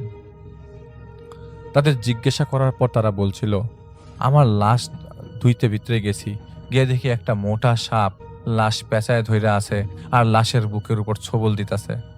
আমাদের দেখা সাপটা এদিকে মাথা ঘুরাইয়া ফোনা তুইলা তাকায় আর ফসফস করা শুরু করে। আমাদের মধ্যে একজন লাঠি নিয়ে বাড়ি মারতে গেলে এই সাপটা পালায়া যায়। আমরা লাশ ধুইতেছিলাম, এমন সময় আমাদের মধ্যে একজনের পায়ে ওই সাপ পেঁচায় ধইরা মাটিতে ফালায়া দেয়। আমরা সাথে সাথে দোয়া পড়তে পড়তে বাইর হয়ে আসি। তারা নাকি বলছিল তাড়াতাড়ি করে গোসলটা সেরেছিল তারা। অনেকের ধারণা যে তারা গোসলই করায়নি, কারণ লাশের চুল ততটা ভেজা ছিল না যতটা গোসল করানো লাশের হয়ে থাকে। লাশ নামানোর ব্যবস্থা তখন এটা এরকম বোঝা যাচ্ছিল না, তো লাশ নামানোর ব্যবস্থা করা হয়। জানাজার নামাজও পড়ানো হয়েছিল অনেক খোঁজাখুঁজি করার পরে, কারণ ছবির চাচা জানাজাতেই শরিক হয়নি। লাশ দাফন করার ব্যবস্থা করা হয়। এদিকে বৃষ্টি শুরু হয়ে গেছে, লোকজন বলাবলি শুরু করতে থাকে। লাশ যত তাড়াতাড়ি কবরে নামানো যায়, মানে মাটি চাপা দিয়ে যাওয়া হয়। দাফনের সময় লোক ছিল 8-10 জনের মতো। কোনো প্রকার দোয়াও পড়া হয়নি দাফনের পর। কে ভিজে ভিজে দোয়া করবে এই বৃষ্টিতে, তো আবার এরকম একটা অত্যাচারী পরিবারের জন্য? এরপর ঘটনা শুরু হয়ে যায় বড় সাহেব এবং তার পরিবারের বাকি সদস্যদের সাথে। তাদের পরিবারে ছিল তার মা, স্ত্রী, 2 জন ছেলে ও তার ছোট ভাই, যিনি মারা গেছেন। জানাজা হওয়ার কয়েকদিন পরের ঘটনা। বড় সাহেব রাতের বেলা বাজার থেকে ফিরছিলেন। বাজারে ওনার একটা বেশ বড় দোকান ছিল, যদিও সেই সময় খুব একটা উন্নত ছিল না দোকানপাট। রাতে দোকান বন্ধ করে মাছ নিয়ে বাড়ি ফিরছিলেন। পথে একটা 3 রাস্তার মোড় পড়তো। মোড়ের মাঝেই লম্বালম্বিভাবে বেড়ে উঠছিল একটা বট গাছ। তিনি বট গাছটা ক্রস করতেই শুনতে পান পেছন থেকে কেউ একজন তার নাম ধরে ডাকছে। কণ্ঠ শুনেই তার গলা বসে যায়। যার কণ্ঠ সে শুনছিল সেটা ছিল তার মৃত ভাইয়ের, যাকে তিনি গত কয়েকদিন আগেই দাফন করে এসছেন। তিনি মনে মনে ঠিক করেন যে তাকালে চলবে না, হাঁটা দিতে হবে, তাকালে পেয়ে বসবে। তিনি 1 পা বাড়ানোর সাথে সাথে পেছন থেকে একটা মহিলার কণ্ঠে কেউ বলে ওঠে, ডরাইছস নাকি জানোয়ারের বাচ্চা? পিছে তাকা, দেখ তোর ভাইয়ের কবরে কি কি চলতেছে, সব দেখবি আয়। তিনি সাহস জুটিয়ে মুহূর্তেই দৌড় শুরু করেন। পেছনের থেকে তার ভাই ডেকে যাচ্ছিল, ভাই আমারে নিয়ে যান, সব সময় চারপাশে সাপ বিচ্ছু ছাড়া কিছুই দেখি না, আমারে কই ফালায় আসছেন, আমারে নিয়ে যান এখান থেকে। বাড়ি ফিরে তিনি হাঁপাতে হাঁপাতে পানি খায়, কিন্তু কাউকে কিছু জানায়নি। তার মা মাছটা নিয়ে এসে রান্নাঘরে যায় কাটাকুটি করতে। তার মা তার ছেলের স্ত্রীকে ডাক দিয়ে বলেন, এসো এদিকে এসো, মাছ কাটতে হবে। তার ছেলের বউ এসেছে, মাথায় লম্বা করে ঘোমটা দেয়া। তিনি তাকে মাছটা ধুয়ে আনতে বলে বাকি কাজ শুরু করেন। আস্তে আস্তে এদিকে তিনি বাকি কাজগুলো শেষ করে ফেলেছেন, কিন্তু অনেকক্ষণ হয়েছে, তবুও তার ছেলের বউ আসছে না মাছটা নিয়ে। তিনি কিছুটা রাগের মাথায় ওইদিকে এগিয়ে যান। হারিকেনের আবছা আলোতে তিনি লক্ষ্য করেন ছেলের বউ পুকুর পাড়ের সামনে বসে পানিতে পা দুলাচ্ছে। তিনি কাছে যেয়ে ডাক দেন, কিন্তু কোনো সাড়া শব্দ নেই। গায়ে হাত দিয়ে তিনি তাকে ধাক্কা দিতে যাবেন, এমন সময় তার ছেলের বউ পেছন থেকে তাকে ডাক দিয়ে বলে, আম্মা ওইখানে কি করেন? আমি সেই কখন থেকে মাছ নিয়ে পাকের ঘরে বসে আছি, কি করেন আপনি এখানে? তিনি পেছনে ফিরে তাকিয়ে দেখেন তার ছেলের বউ ওখানে দাঁড়িয়ে আছে। ভয় পেয়ে সামনের দিকে তাকায় তিনি খেয়াল করেন পুকুর পাড়ে কেউ নাই। পা দুলে পানি নাড়ালে পানির যে ঢেউ থাকবে সেটাও তিনি আবিষ্কার করতে পারেননি। হুড়মুড় করে দৌড়ে তিনি বাড়ির কাছে চলে আসেন। এসে ছেলের বউকে জিজ্ঞেস করেন, কি ব্যাপার, পুকুর পাড়ে মাছ ধরছিলে না? তার ছেলের বউ বলে, কই না তো, আমি তো এসেই দেখি আপনি এখানে নাই, পরে খুঁজতে যেয়ে দেখি আপনি পুকুর পাড়ে। কি হয়েছে? তিনি কথা এড়িয়ে যান। খাওয়া দাওয়া করে রাতে তিনি বের হয়েছিলেন টয়লেটে যাবার জন্য। ততক্ষণে বৃষ্টি নামা শুরু হয়ে গেছে। ওনাদের বাড়ির পাশে ছিল সারি সারি সুপারি গাছ, অনেকগুলো সুপারি গাছ ছিল, বাগান বলা যেতে পারে। টয়লেট শেষ করে বের হয়ে ফিরে আসার সময় তিনি শুনতে পান সুপারি বাগানের ওদিক থেকে বটি দিয়ে মাছ আঁশ ছাড়ানোর শব্দ। তিনি হারিকেনের হাতে ওইদিকে গিয়ে যান, হারিকেন হাতে গিয়ে দেখেন কেউ একজন মাথায় ঘোমটা দেওয়া তার বিপরীত দিকে বসে কিছু একটা কাটাকাটি করছে। তিনি কাপা কাপা গলায় ডাক দেন, কেডা তুমি? মহিলাটা থেমে যায়, উঠে সামনের দিকে এগোতে শুরু করে। পরদিন তিনি এই ঘটনাটা বর্ণনা করার সময় বলেছিলেন যে তার উপর কোনো একটা ঘোর চেপে বসেছিল, যে কারণে তিনি না চাইতেও মহিলার পিছু পিছু হাঁটা দিয়েছিলেন। যাই হোক, তিনি ওই মহিলাকে ফলো করতে করতে সুপারি বাগান পার হয়ে যায়। একসময় যখন তার ঘোর কাটে, তখন তিনি খেয়াল করেন এটা তার বাড়ির আশেপাশের এরিয়া নয়, এমনকি এটা তার এলাকা নয়। তিনি চিনতে পারছেন না ঠিকভাবে, অনেকটা জঙ্গলের মতো। মিনিট দুয়েক পর তিনি শুনতে পান তার বাঁ পাশ থেকে গায়ে কাটা দেয়া একটা শব্দের আবির্ভাব হয়। মাটিতে হাত পা দিয়ে দাপাদাপির শব্দ করে গলার শ্বাসনালী কেটে গেলে নিঃশ্বাস ফেলার চেষ্টা করলে যেরকম শব্দ হবে, ঠিক সেরকম করে কে যেন গোঙাচ্ছিল তার বাঁ পাশের ঝোপের মাঝখান থেকে। তিনি সেদিকে অগ্রসর হন। তার হাত পা তখন কাজ করছিল না, নিজের ইচ্ছার বিরুদ্ধেই তিনি যেন সেদিকে এগোচ্ছিলেন। একটু আগানোর পর তিনি তার পায়ের সামনে পানির সাথে রক্ত ভেসে আসতে দেখেন। সামনে তাকাতেই দেখেন সেই মহিলাটি যাকে ফলো করে তিনি এখানে পৌঁছেছেন, সে আবারও আগের মতন করে মাটিতে বসে পড়েছে। সামনে একটা মানুষের দেহ ছটফট করছে। মহিলাটি বটির এক কোপে দেহটি মাথা থেকে আলাদা করে তার দিকে ছুঁড়ে মারে। তিনি তাকাতেই বুঝতে পারেন এটা তার ছোট ছেলের কাটা মাথা। তিনি কি করবেন বুঝতে পারছিলেন না। পালিয়ে যাওয়ার জন্য দৌড় দেবেন, এমন সময় তার পায়ে দুটো সাপ এসে শক্তভাবে পেঁচিয়ে ধরে এবং মহিলাটি তাকে ডেকে বলে, কই যাস? কেবল তো শুরু, আরেকজন আছে দেখবি। তিনি নড়তে পারছিলেন না, শুধু দাঁড়িয়ে দাঁড়িয়ে দেখছেন। দেখতে পান সামনের দিকে থেকে তার বড় নাতি হেঁটে আসছে। এসে কাত হয়ে সেই মহিলাটির সামনে শুয়ে পড়ে। মহিলাটি তৎক্ষণাৎ বটি দিয়ে ওনার সামনেই তার বড় নাতির গলা চেপে ধরে বুক থেকে পেট পর্যন্ত একটা টান দিয়ে চিরে ফেলে। এটা দেখেই খিলখিল করে হেসে উঠে বলে, অপেক্ষা কর, কয়েকদিনের মধ্যে এরেও নিয়ে যাবো। এরপর তিনি আর কিছু মনে করতে পারেন না। সম্ভবত তিনি জ্ঞান হারিয়ে ফেলেছিলেন। পরদিন নিজেকে তিনি তখন খুঁজে পান তার ঘরে। উঠে তার বড় নাতিকে খোঁজাখুঁজি শুরু করেন। তার ছেলে জানায় যে সে ঠিক আছে। এরপর তিনি গত রাতের সবকিছু বর্ণনা করেন এবং আলীকে ডেকে পাঠান, ছবির আলীকে আর কি। তিনি তো অনুরোধ করে বলেন, বাবা দয়া করে আমাদেরকে তাবিজ দাও, খারাপ কিছু পিছে লাগছে আমাদের। তো ছবির আলী মানবতার খালের বাড়ির প্রত্যেককে দোয়া করে ফু দেন এবং বলেন, আল্লাহ বাঁচাইলে বাঁচাবেন, নইলে মাফ করে যাবেন।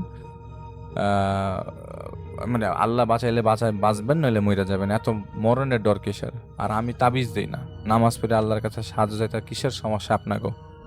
যাই হোক, সেদিন মাঝরাতে বড় সাহেবের ছেলে চেঁচামেচি করতে থাকে, তার নানির ঘরে ঢুকে কাঁদতে শুরু করে। তার নানি জিজ্ঞেস করার পর বলে সে ঘুমাচ্ছিল, এমন সময় তার ঘরের টিনের দেওয়ালে কারো নখ দিয়ে ঘষা ঘষা দেওয়ার শব্দ পায়। জানালা খুলে চেক করে কে ছিল ওখানে, কিন্তু কাউকে দেখতে পায়নি। শুয়ে পড়ার পর সে খেয়াল করে কেউ তার গায়ে চাদর দিয়ে টানছে।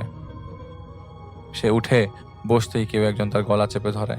ধাক্কাধাক্কি করে গলা ছাড়িয়ে দরজার দিকে যেতেই কিছু দূর যাওয়ার পর তিনি হোঁচট খেয়ে পড়ে যায় এবং খেয়াল করে তাকে একটা সাপ পেঁচিয়ে ধরেছে, কানের কাছে ফসফস করছে। চাপের চোটে তার মনে হচ্ছিল যেন তার বুক আর মানে বুকের হাড়গোড় ভেঙে গুঁড়ো হয়ে যাচ্ছে। আল্লাহ বাঁচাও আমারে বলতেই সে খেয়াল করে সাপটা উধাও হয়ে গেছে এবং দরজা খুলে সে নানির কাছে দৌড়ে আসে। তার নানি পরদিন তাকে অন্য এক গ্রাম থেকে এক ওঝা নিয়ে দেখিয়ে আনেন। ওঝা জানায়, সমস্যা তো ধরতে পারছি না, যেমন একদিন দেখে আসতে। তিনি তার বড় নাতিকে নিয়ে বাড়ি ফিরে আসেন। অন্যদিকে ঘটনা আবারও শুরু হয় তার বড় ছেলে সাহেবের সাথে। তিনি তার দোকানে বসেছিলেন, এমন সময় এক মহিলা তার দোকানে এসে সাহায্য চাইতে থাকে। এই বলে যে আমার মেয়েটা অনেক অসুস্থ, দয়া করে আমার সাথে একটু আসেন। বড় সাহেব স্বভাবতই একটু বদমেজাজি ছিল। সে চটে গিয়ে মহিলাকে বলে, কোথাকার কোন ফকির আমাকে ডাকছে তার সাথে তার মেয়েকে দেখার জন্য, যা দূর হ। এগুলো বলে দূর দূর করে তাড়িয়ে দিতে থাকে। এমন সময় তার মাথায় শয়তানের প্রভাব পড়ে যায়, কুমতলব বুঝে তার মাথায়। এবং যাই হোক, পেছন থেকে মহিলাকে ডাক দিয়ে সে তার সাথে চলে যায় তার মেয়েকে দেখতে। হাঁটতে হাঁটতে মহিলাটি গ্রামের বাইরে কোনো এক জঙ্গলের কাছাকাছি চলে যায়। তাকে জিজ্ঞেস করেন, আর কত দূর? মহিলা উত্তর করে, এই তো এসে গেছি। সামান্য দূর এগুতেই বড় সাহেব লক্ষ্য করে কিছুটা অদূরেই একটা শুলা দিয়ে তৈরি করা ঘর। মহিলাটি তাকে নিয়ে ভেতরে যায়, বসিয়ে রেখে বলে, একটু থাকেন, আমি ওর আব্বারে রাইখে আনি। তিনি বসে আছেন এবং কোনো প্রতি উত্তর নাই। তার গায়ে স্পর্শ করে ধাক্কা দিতেই মেয়েটা চকি থেকে খুব ধূপ করে মাটিতে পড়ে যায়, যেন কোনো মৃত ব্যক্তির দেহ ওই বাসার মধ্যে অসুস্থ মেয়েটার। তিনি কাছে গিয়ে নাকের সামনে হাত দিয়ে দেখেন এই মেয়েটা তো নিঃশ্বাস ফেলছে না, মারা গেছে নাকি ভেবে সেদিকে তিনি জানতেন, যেদিকে মাত্র ওই মহিলাটি গেছে। অনেক খুঁজেও কাউকে না পেয়ে সে ঘরের ভেতরে ফিরে আসেন। এসে দেখে লাশটি উধাও। তৎক্ষণাৎ বুঝে ফেলে তার সাথে যা ঘটছে তা স্বাভাবিক না। দৌড়ে বাইরে বেরিয়ে এসে একটু দূরে যেতেই দেখতে পায় সেই মহিলাটার সামনে দাঁড়িয়ে আছে। তখন সন্ধ্যা নেমে গেছে, চারদিক প্রায় অনেকটা অন্ধকারাচ্ছন্ন। মহিলাটি তাকে ডেকে বলে, কি সাহেব, কই যান? আমার মেয়েটারে দেখবেন না? বড় সাহেব বলে, আরে তোর মেয়ে মরে গেছে, সবার সামনে থেকে আমাকে যেতে দেয় শয়তান। মহিলাটি এক প্রকার শোকে চিৎকার দিয়ে বড় সাহেবের কলার ধরে টেনে নিয়ে বাড়ির ভেতরে চলে আসে। বড় সাহেব খেয়াল করেন যে একটু আগেও যাকে নিথর দেহ নিয়ে পড়ে আছে সেই মেয়েটি চকির উপর বসে আছে, এক দৃষ্টিতে তার দিকে তাকিয়ে খিলখিল করে হাসছে। সে অল্পতেই জ্ঞান হারিয়ে পড়ে যায়। পরদিন তার জ্ঞান ফেরে ওঝার চেঁচামেচিতে। এটা ছিল সেই ওঝা যার কাছে বড় সাহেবের মা গেছিল ওদিন। ওঝা চলে যেতে যেতে বলে যে সেদিন সেই বাড়ি বন্ধ করে দিয়েছে, আর সমস্যা হবে না। এর প্রায় 2 দিন পর খবর আসে পাশের গ্রামে সেই ওঝাকে কে যেন নির্মমভাবে খুন করেছে, দেহ বিচ্ছিন্ন করে ফেলেছে, তার কপালে খোদাই করে লিখে দিয়েছে ভণ্ড। এরপর বড় সাহেবের মা কি করবে ভেবে না পেয়ে শেষমেশ আবার ছবির আলীর কাছেই যান, কিন্তু তিনি কোনোভাবেই রাজি হচ্ছিল না এবং এক চুলো সাহায্য করতে চাইছিল না। তার মা অনুরোধ করেন অন্তত যেন তাকে কারণটা জানানো হয় কেন এসব ঘটছে। ছবির আলী বলে যে সে বেশি কিছু জানাতে পারবে না, শুধু এতটুকু জানায় যে তার ছোট ছেলে যে মারা গেছে সে কুফরি বিদ্যা শিখতে গিয়ে এক কবিরাজের সাথে বন্ধুত্ব করেছিল। সে কিভাবে মারা গেছে, কেন মারা গেছে সেই কথা তিনি বড় সাহেবের মাকে জানায়নি কখনো। এরপর একদিন বড় সাহেবের বড় ছেলেকে দুপুর থেকে কোথাও খুঁজে পাওয়া যাচ্ছিল না। পরদিন সকালবেলা তাদের বাড়ির পাশের পুকুরে তার বড় ছেলের ফোলা মৃতদেহ ভেসে ওঠে। কেউ কেউ বলছিল জিনে মেরেছে, এই পরিবার অভিশপ্ত। আবার কেউ কেউ বলছিল বাচ্চা মানুষ গোসল করার সময় হয়তো বোধহয় ডুবে মারা গেছে। বাড়িতে তখন মৃত্যুর শোক লেগে গেছে, পরপর 2টো মৃত্যু। এলাকায় তাদের দাপটের ভাব অনেকটা কমতে শুরু করে। লোকজন তাদেরকে আর তেমন পাত্তা দিত না, কেউ ভয়ে, কেউ পুরনো ক্ষোভে। অনেক ওঝা দেখেছিল তারা, কিন্তু কেউ কোনো সমাধান বের করতে পারেনি। আর এদিকে যেমন যা যা হয়েছিল তা সব ঘটেই যাচ্ছিল তাদের সাথে। তাদের আর্থিক ও শারীরিক অবস্থা দিনকে দিন তখন পতনের দিকে। একদিন দুপুরবেলা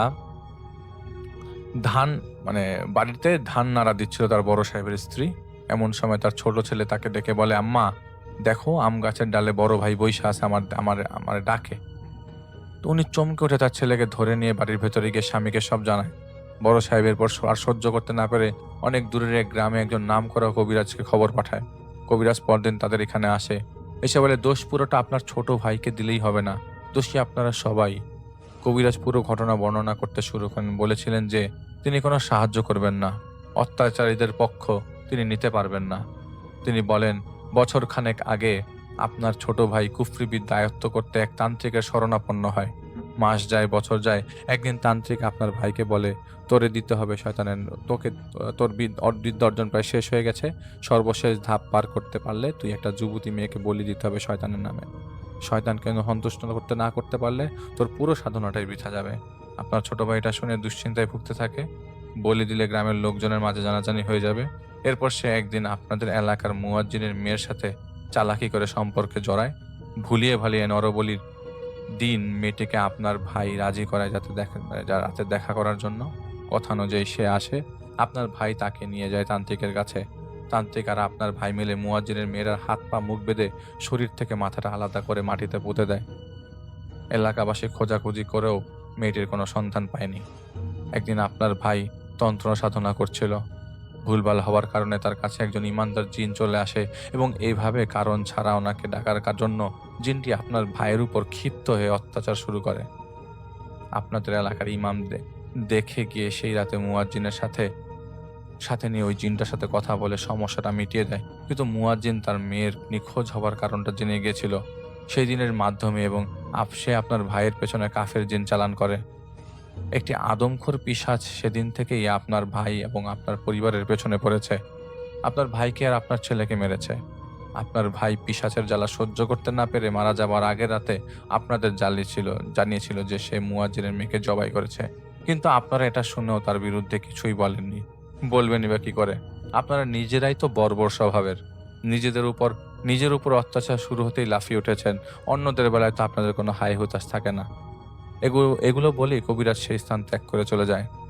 মুয়াজ্জিনকে খোঁজা শুরু করে দেয় তারা, কিন্তু মুয়াজ্জিন ততক্ষণে কোথায় পালিয়েছে তা গ্রামের কেউ বলতে পারে না। তো পরে সেই ছবির আলীর সাথে যোগাযোগ করে জিজ্ঞেস করে যে এই বিষয়ে কিছু জানতো কিনা। ছবির আলী জানিয়েছিল সে শুধু এতটুকুই জানে যে সে ছোট সাহেব মুয়াজ্জিনের মেয়েকে নির্মমভাবে হত্যা করেছে। এরপর মুয়াজ্জিন কি করেছে তা তার জানা নেই। এসব শোনার পর বড় সাহেব প্রায় দশক পরে নামাজে দাঁড়িয়েছিল। তাকে ছবির আলী তাচ্ছিল্য করে বলেছিল, আল্লাহ তুমি যে কি টেরা লোকের সামনে সোজা করে দাও তা কেউ ঠাউর পায় না। তো তিনি নিয়মিত নামাজ পড়া শুরু করেছিল। বাজার দোকান ফেলে গ্রামে তার জমিতে চাষবাস শুরু করেছিলেন। দিন দিন তার চরিত্রের পরিবর্তন আসতে শুরু করে। গ্রামের বিচারে সে মাতবরি করতে যেত না। টাকা পয়সার দিক দিয়ে এখনকার আমল হিসাব করলে সে পারিবারিকভাবে বেশ ধনী ছিল। সেই টাকা থেকে সে গ্রামের অসহায় লোকদের সাহায্য করা শুরু করে দেয়। একদিন মাঝ রাতে তার দরজায় তার মা ধাক্কাধাক্কি শুরু করে। সে দরজা খুলে দিতেই মা বলতে শুরু করে যে সে ঘুমাচ্ছিল, এমন সময় তার গলায় একটা সাপ পেঁচিয়ে ধরে। বড় সাহেব তাড়াতাড়ি করে তার মায়ের ঘরে যায়, গিয়ে দেখতে পায় তার মা চৌকিতে শুয়ে আছে। তিনি অবাক হয়ে যায়। তাহলে যে মা মাত্রই বাইরে দাঁড়িয়েছিল, ঘর থেকে বের হয়ে আসেন, চাঁদনি রাত ছিল, তিনি দেখতে পান যে তার মা উঠোনে সুপারি বাগানের মধ্যে গিয়ে মিলিয়ে গেল। মাথায় হাত দিয়ে কাঁদতে শুরু করেন তিনি। তার স্ত্রী উঠে আসে। এতদিন এসব খারাপ ঘটনাগুলো বন্ধ ছিল, কিন্তু আবারও শুরু হয়েছে। মাথা সামলে নিয়ে তার মায়ের ঘরে যায় চেক করতে। হারিকেনের আলোতে সে ও তার স্ত্রী দেখতে পেয়েছিল তার মায়ের জিহ্বা বের হয়ে ঝুলে আছে, চোখ দুটো বের হয়ে গেছে, গলায় আঙ্গুলের দাগ, হাত পা মোচড়ানো, কান্নার রোল পড়ে যায়। লোকজন জানাজানি হয়ে যায় তার বড় সাহেবের মা মারা গেছে। তার চারিত্রিক সুগঠন আর আশেপাশের লোকদের প্রতি ঘনিষ্ঠতা বেড়ে যাবার কারণে এবার সে গ্রামবাসীদের থেকে সকল রকমের সাপোর্ট পায়। লাশ দোহা থেকে জানাজা পর্যন্ত সবাই তার পাশে ছিল, এমনকি ছবির আলীও। কিন্তু সেই মুয়াজ্জিন যে নিখোঁজ হয়েছে তো হয়েছে, তাকে আর কোথাও খুঁজে পাওয়া যায়নি। বড় সাহেব সেই কবিরাজের কাছে আবারও যান, গিয়ে বলেন যে উনি শুধরে গেছেন, এবার ওনাকে সাহায্য করতে। অনেক কষ্টে কবিরাজ সম্মতি জানায়। কবিরাজ তাকে বলে আগে মুয়াজ্জিনকে খুঁজে বের করতে হবে। রাতে সে তার জিন দ্বারা খোঁজ নেয়। দুদিন পর সে এসে বড় সাহেবকে জানায় যে মুয়াজ্জিনকে খুঁজে পাওয়া গেছে। যেহেতু তার সাথে অন্যায় হয়েছে, সেহেতু আপনি তার কাছে মাফ চাইবেন।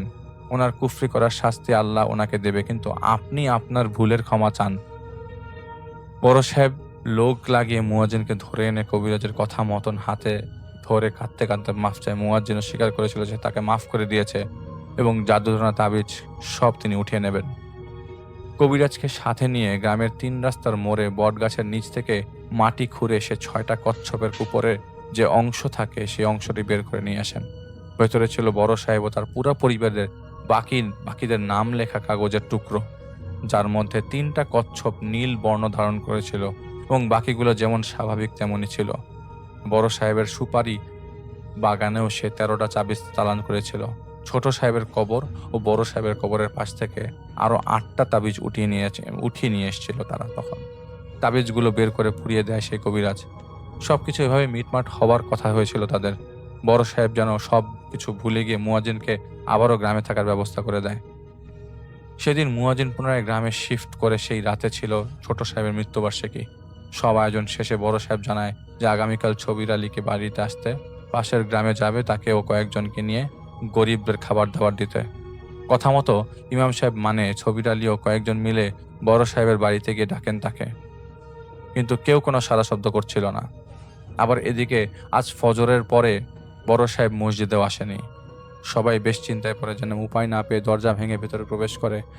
সবাই চোখ কপালে উঠে যাবার মতো দৃশ্য দেখতে পায় তারা ভেতরে গিয়ে দেখতে পায় বড় সাহেব, তার স্ত্রী ও ছেলের মাথাবিহীন দেহ পড়ে আছে চকিতে, রক্তে ভেজা ঘরের মাটি। সবাই মুয়াজ্জিনের উপর চটে যায় এবং দলবল নিয়ে তার বাড়ির দিকে অগ্রসর হয়। সবকিছু তো মিটমাটি হয়েছিল, তারপরও মুয়াজ্জিন কি করলো এটা? কিন্তু এদিক সেদিক অনেক খুঁজেও মুয়াজ্জিনকে কেউ কোথাও খুঁজে পায়নি। বড় সাহেব ও তার পরিবারের দাফন কাফন হয়ে যাবার পর সপ্তাহখানেক পরে একজন লোক রাতে ছুটে আসে রাজন ভাইয়ের নানির বাড়িতে তার ছবির চাচাকে ডাকতে। তিনি বেরিয়ে আসতেই লোকটি ছবির আলীকে জানায় যে ৩ রাস্তার মোড়ের বট গাছের ডালে মুয়াজ্জিনের ঝুলন্ত দেহ দেখতে পায় সে। ছবির আলী সাথে করে আরো কয়েকজনকে নিয়ে সেখানে গিয়ে দেখতে পায় সেখানে আসলেই বট গাছের ডালে মুয়াজ্জিনের মৃতদেহ ঝুলছে। এরপর থেকে নাকি অনেকেই সেই বট গাছের নিচ দিয়ে রাতের বেলা চলাচল করার সময় প্রায় সময় মুয়াজ্জিনকে দেখতে পেত গাছের নিচে বসে ফুপিয়ে ফুপিয়ে কাঁদছে। আমার মেয়েটারে মাইরা ফেললো ওরা। মুয়াজ্জিনের অবয়ব থেকে এই কথাটিই ভেসে আসতো যারাই তার সামনে পড়েছে, কিন্তু কারো কোনো ক্ষতি কখনো করেনি মুয়াজ্জিনের অবয়ব। এই কাহিনীটা হচ্ছে আজমলের কাহিনী। আজমল অ্যাকচুয়ালি থাকতো হচ্ছে পুরান ঢাকাতে, এবং পুরান ঢাকাতে তাদের নিজস্ব বাসা, এবং ওই বাসাটা তারা অ্যাকচুয়ালি পেয়েছিল পৈতৃক সূত্রে, এবং তার দাদা এবং দাদার আগের মানে পুরনো বংশধর যারা মানে তাদের পূর্বপুরুষের বাসা ছিল ওটা। এবং আপনারা জানেন যে পুরান ঢাকার পুরনো বাসাগুলো কিন্তু বেশ পুরনো, এবং ওই বাসা সম্বন্ধে যখন আজমল খুব ছোট তখন থেকেই সবসময় শুনতো যে এই বাসায় তাদের বাসায় অনেক রকমের অদ্ভুত অদ্ভুত শব্দ শুনতে পাওয়া যায়, অদ্ভুত রকম কিছু জিনিস তাদের বাসায় ঘটে, এবং অদ্ভুত রকম জিনিস যেমন ছোটবেলায় যখন আজমল ঘুমাতো তখন সে শুনতো যে তাদের বাসায় কেউ একজন রাতে ঘুমের সময় গুনগুন করে গান গাইছে, এবং গুনগুন করে গানটা খুব নাকি সুর টাইপের একটা গান হতো, এবং মানে মানে জিনিসটা বেশ ভীতিকর। আজমল ছোটবেলায় বেশ ভয় পেত আর কি ব্যাপারটা। এবং ছোটবেলায় যখন সে যখন আরো ছোট ছিল, এটা তার নিজের শোনা তার মায়ের কাছে বাবার কাছে, যে তার উপরেই আর কি এরকম মানে নজর পড়েছিল ওই বাসায়। জিনিসটা যেরকম ছিল, সে যখন ছোট ছিল তাকে তার মা শুইয়ে রেখে গিয়েছিলেন কিচেনে, এবং হঠাৎ করে মানে একটা উদ্ভট শব্দ শুনে তার মা কিচেনটা ছিল তাদের 2 তলা বাড়ি, এবং 2 তলা বাড়িতে এমনভাবে ছিল বাড়িটা যে আপনার খুব ছোট স্পেসের মধ্যে যেই অংশটাতে তারা থাকতো সেটা হচ্ছে যে সিঁড়ি দিয়ে উঠে, একটা কাঠের সিঁড়ি দিয়ে উঠে একটা বড় রুমের পাশেই আরেকটা লাগোয়া রুম, আর তার পাশে একটা ছোট নিচে মানে একটু নিচে কয়েক সিঁড়ি নিচেই কিচেন, মানে রান্না করার জায়গাটা। এবং তাদের যে মূল রুমটা ছিল তার বাবার, সেটার সাথে লাগোয়া একটা বাথরুম ছিল। বাথরুমটাতে যাওয়ার জন্য কিছুটা মানে প্যাসেজ হেঁটে যাওয়া লাগতো। তো এটা আপনাদের কাছে বলার কারণ হচ্ছে যে আপনারা জাস্ট একটা পিকচার যাতে পান তার বাসাটার। তো যেটা হচ্ছিল যে তার মা তাকে শুইয়ে রেখে কিচেনে গিয়েছিল রান্না করতে। হঠাৎ করে তার মা একটা শব্দ পান। শব্দটা লাইক মনে হচ্ছে যে ওই রুমের মধ্যে কেউ ঘুম ঘুম ঘুম ঘুম করে একটা শব্দ করছে, লাইক ঘুম ঘুম। শব্দটা একটা মানে বেশ ডিফারেন্ট টাইপের একটা শব্দ, এবং তার মা কিছুক্ষণ কান পাতেন। তার রান্নার আওয়াজের সাথে, মানে যে তিনি যে রান্না করছেন সেই শব্দের সাথে আসলে এটার সামঞ্জস্যটা পাচ্ছেন না, রান্নার শব্দের সাথেও পাচ্ছেন। এবং একসময় তিনি ওনার বাচ্চার কান্না শুনতে পান, কান্নাটা খুব তীক্ষ্ণভাবে। এবং উনি যখন বাচ্চাকে দেখার জন্য দৌড় দেন রান্নাঘর থেকে, উনি একটা ছায়ার মতো দেখতে পান যে ওনার বাচ্চার যে খাটের পাশ থেকে একটা বেশ ছায়ার মতো, ছায়াটা অনেকটা ছায়া ঠিক বলবো না, ছায়া মূর্তি আর কি, যে মনে হচ্ছে যে খুব মানে একটা পুজো মানুষ যদি মানে আপনার হঠাৎ করে একটু উঁচু নিচু হেঁটে যায় যেরকম লাগে। আপনারা অনেক সময় ওই যে মানে দেখেছেন যে ওই যে উপরে ওই যে অনেক সময় আমরা কুঁজো মানুষের গল্প বা কুঁজো বুড়ির গল্প শুনেছি, এই টাইপের আর কি, যে কুঁজো মানুষ ঠিক হেঁটে যদি যায় তার মানে কুঁজো হয়ে একটু ওঠে নামে এরকম একটা ছায়ামূর্তি টাইপের তার বাচ্চার বিছানার পাশ থেকে হেঁটে পাশের রুমে চলে গেল। এবং পাশের রুমে যে গেল, পাশের রুমের বাতি ছিল নেভানো বাতি ছিল, এবং পর্দাটা নড়ে গেছে এবং উনি বাতাসের একটা পেয়েছেন যে পর্দাটা নড়ে উঠেছে। তো উনি যান, ওনার বাচ্চা তখন কাঁদছে।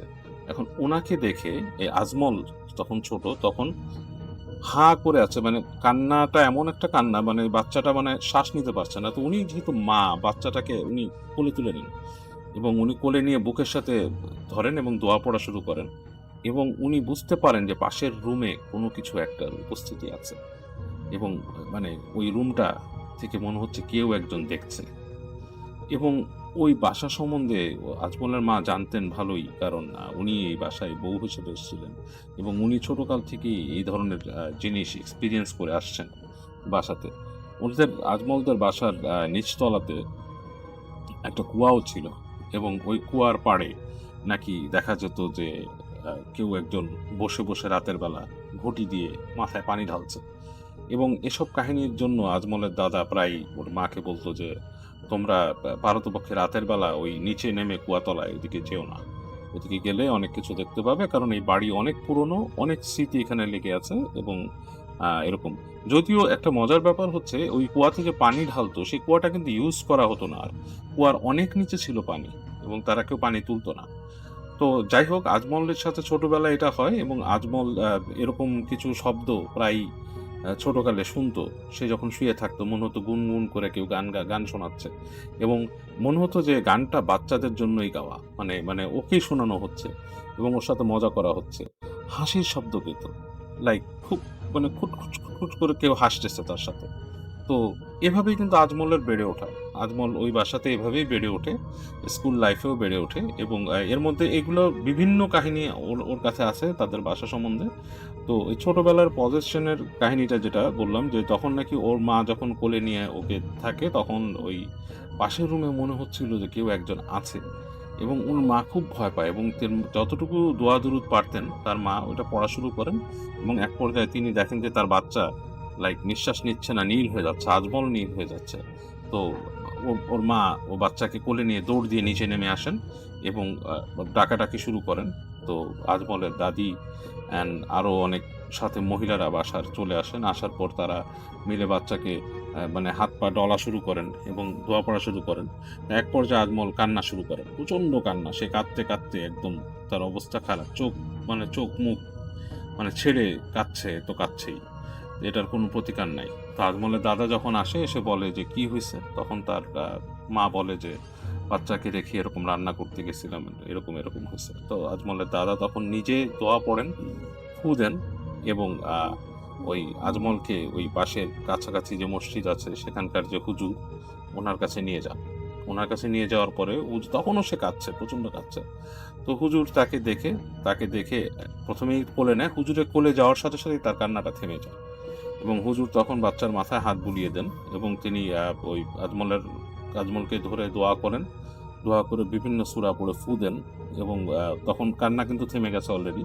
তো উনি তখন ওর বাবা মাকে বলেন, আজমলের মাকে, আজমলের বাবাও তখন চলে এসেছেন, দাদাও আছেন, সবাইকে বলেন যে ওর উপরে নজর পড়েছে, এবং এই তোমাদেরকে বলেছি তোমাদের বাসাটা আসলেই এটা বন্ধ করা দরকার, লাস্ট কবে বন্ধ করেছিল?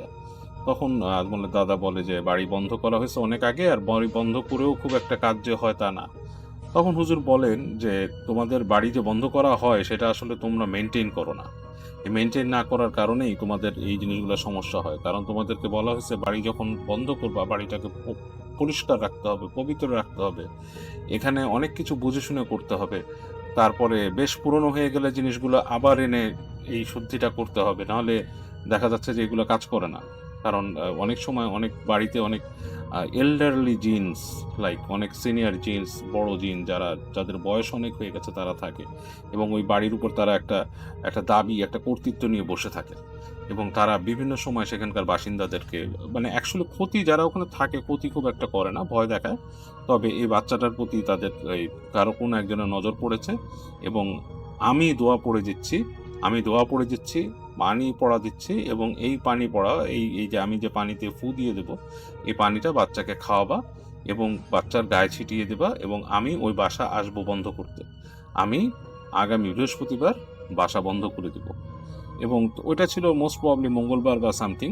তো এবং বলে, আজমলের দাদা বলে যে আমার নাতিকে একটা সুতা বা কিছু পরে দিবেন না, তখন বলে না, এই সুতা পড়া বা এগুলা আমি দেই না, এবং এটা লাগবেও না, আমি দোয়া পড়ে দিচ্ছি, এবং তোমরা সবসময় বেশি বেশি করে দোয়া পড়বা। এবং দোয়ার মধ্যে স্পেশালি কয়েকটা দোয়া তো দেনি, যেমন এই এই ধরনের জিনিস থেকে বাঁচার জন্য আয়াতুল কুরসি, তারপরে সূরা ফালাক, সূরা নাস, এই ধরনের কিছু দোয়া দিয়ে দেন পড়ার জন্য, এবং বলেন যে এই এই জিনিসগুলো হেফাজত করবে আর কি। তো ওদেরকে পাঠিয়ে দেন বাসায়, এবং ওই হুজুর বেশ ওই ২ দিন পরে হুজুর ওদের বাসায় আসেন, এবং এসে বাসাটাকে বন্ধ করতে যাবেন উনি।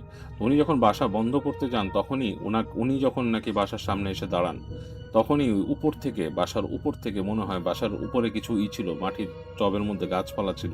ওখান থেকে বিভিন্ন মাটির ঢেলা উনার হুজুরের সামনে এসে সরসর করে পড়ে, এবং এটা তখন বিকাল ছিল, বিকালবেলা সসর করে বাসার সামনে ওনার হাত পায়ের নিচের সামনে এই মাটির ঢেলাগুলো পড়তে থাকে। এবং উনি যখন আরো কাছে যান বাসায় ঢোকার সময়, তখন একটা টব ওই ওনার সামনে ধপ করে উপর থেকে পড়ে, যেন কেউ একজন টব ফেলেছে। তো হুজুর বলেন যে এটা আসলে খুব ফেরোসাস একটা মানে ব্যাপার। তো উনি ওই বাসার ভিতরে ঢুকে গিয়ে উনি বাসার মধ্যে উনি দোয়া পড়া শুরু করেন, এবং বেশ জোরেই তেলাওয়াত করে উনি দোয়া পড়া শুরু করেন। এবং যখন উনি দোয়া পড়ছিলেন, তখন ওনাদের বাসার মধ্যে এই দিনের বেলা মানে বিকাল, তখন এই সময়ই আর কি ধুমধাম করে দরজা বন্ধ হচ্ছে, লাগছে, এরকম জিনিসপত্র হচ্ছে। তো এগুলো অবশ্য কিন্তু আজমলের দেখা কাহিনী না, আজমল যা শুনেছে এটা। আজমল তখন কিন্তু নিজেই পজেশন থেকে মানে বেঁচেছে ২-১ দিন হলো বা সামথিং লাইক দ্যাট, সে খুবই ছোট।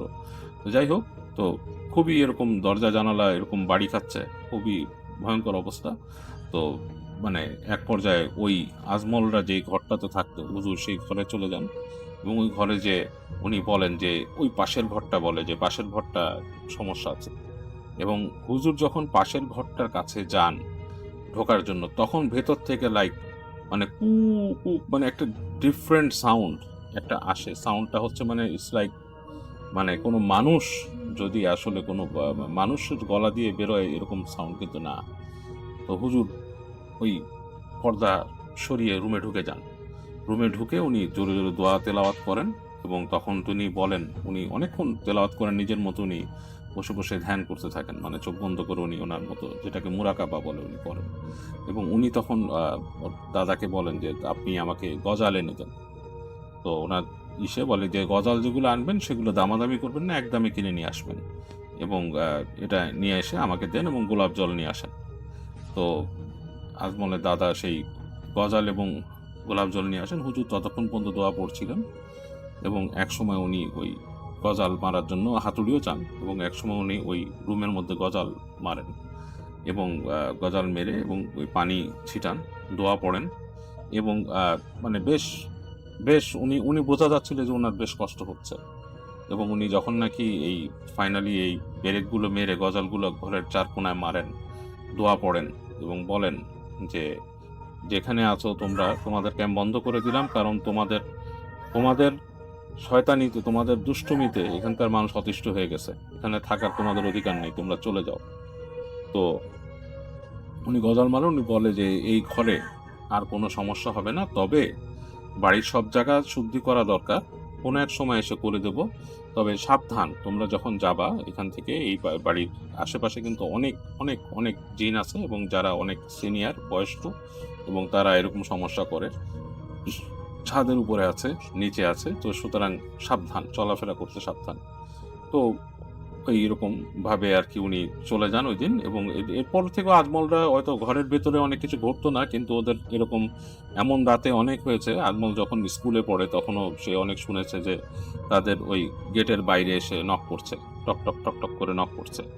তো নক করছে। ওরা একসময় মানে ১ম দিকে কিউরিয়াস হতো। পরের দিকে তারা বুঝতো নক শুনেই যে এটা কিসের নক এবং দরজা খুলত না। দরজা খুলত না। এরকম ওদের একবার এক মেহমান এসে ওদের বাসায় ছিলেন এবং তার রুমের মধ্যে এরকম নক করেছেন এবং তাকে নাকি গলায় তার সাথে কথাও বলেছেন এবং ওই মেহমান প্রায় মূর্ছা যাওয়ার মতো অবস্থা ছিল তার। মানে সে খুবই মানে অসুস্থ হয়ে গেছিল মেহমান। ওদের বাসায় সে মেহমান থাকতে পারত না।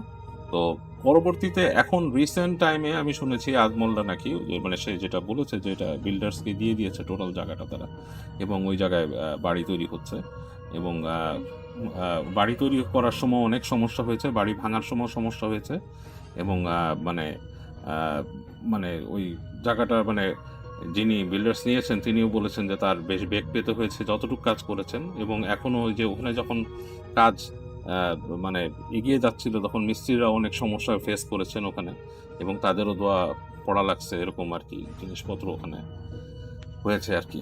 তো এই ছিল আজমলের কাহিনী এবং আমি পুরান ঢাকার এরকম আরও অনেক কাহিনী অনেকের কাছে পেয়েছি যাদের বাড়িতে এরকম সমস্যা আছে।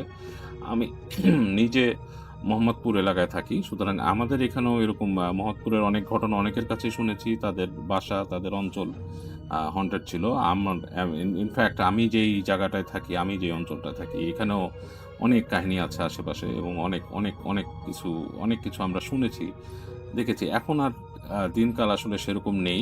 এখন মানে সময়ের সাথে সাথে সব চেঞ্জ হয়ে যাচ্ছে। সবকিছু আধুনিক সভ্যতায় মানে সবকিছু টেক ওভার করে নিচ্ছে। যেসব বাসাগুলো হন্টেড ছিল সেগুলো অনেকগুলোই এখন বিল্ডার্সরা নিয়ে নিয়েছে, বাড়ি করে ফেলেছে এবং অনেক জায়গায় দেখা যাচ্ছে না, আর কিছু শোনাও যায় না। তবে অনেক বাড়ি, নতুন বাড়ির মধ্যেও অনেক কাহিনী আসলে শোনা যায় এবং অনেক রকম ঘটনা ঘটে। এরকম কাহিনীও অনেকের কাছে শুনি।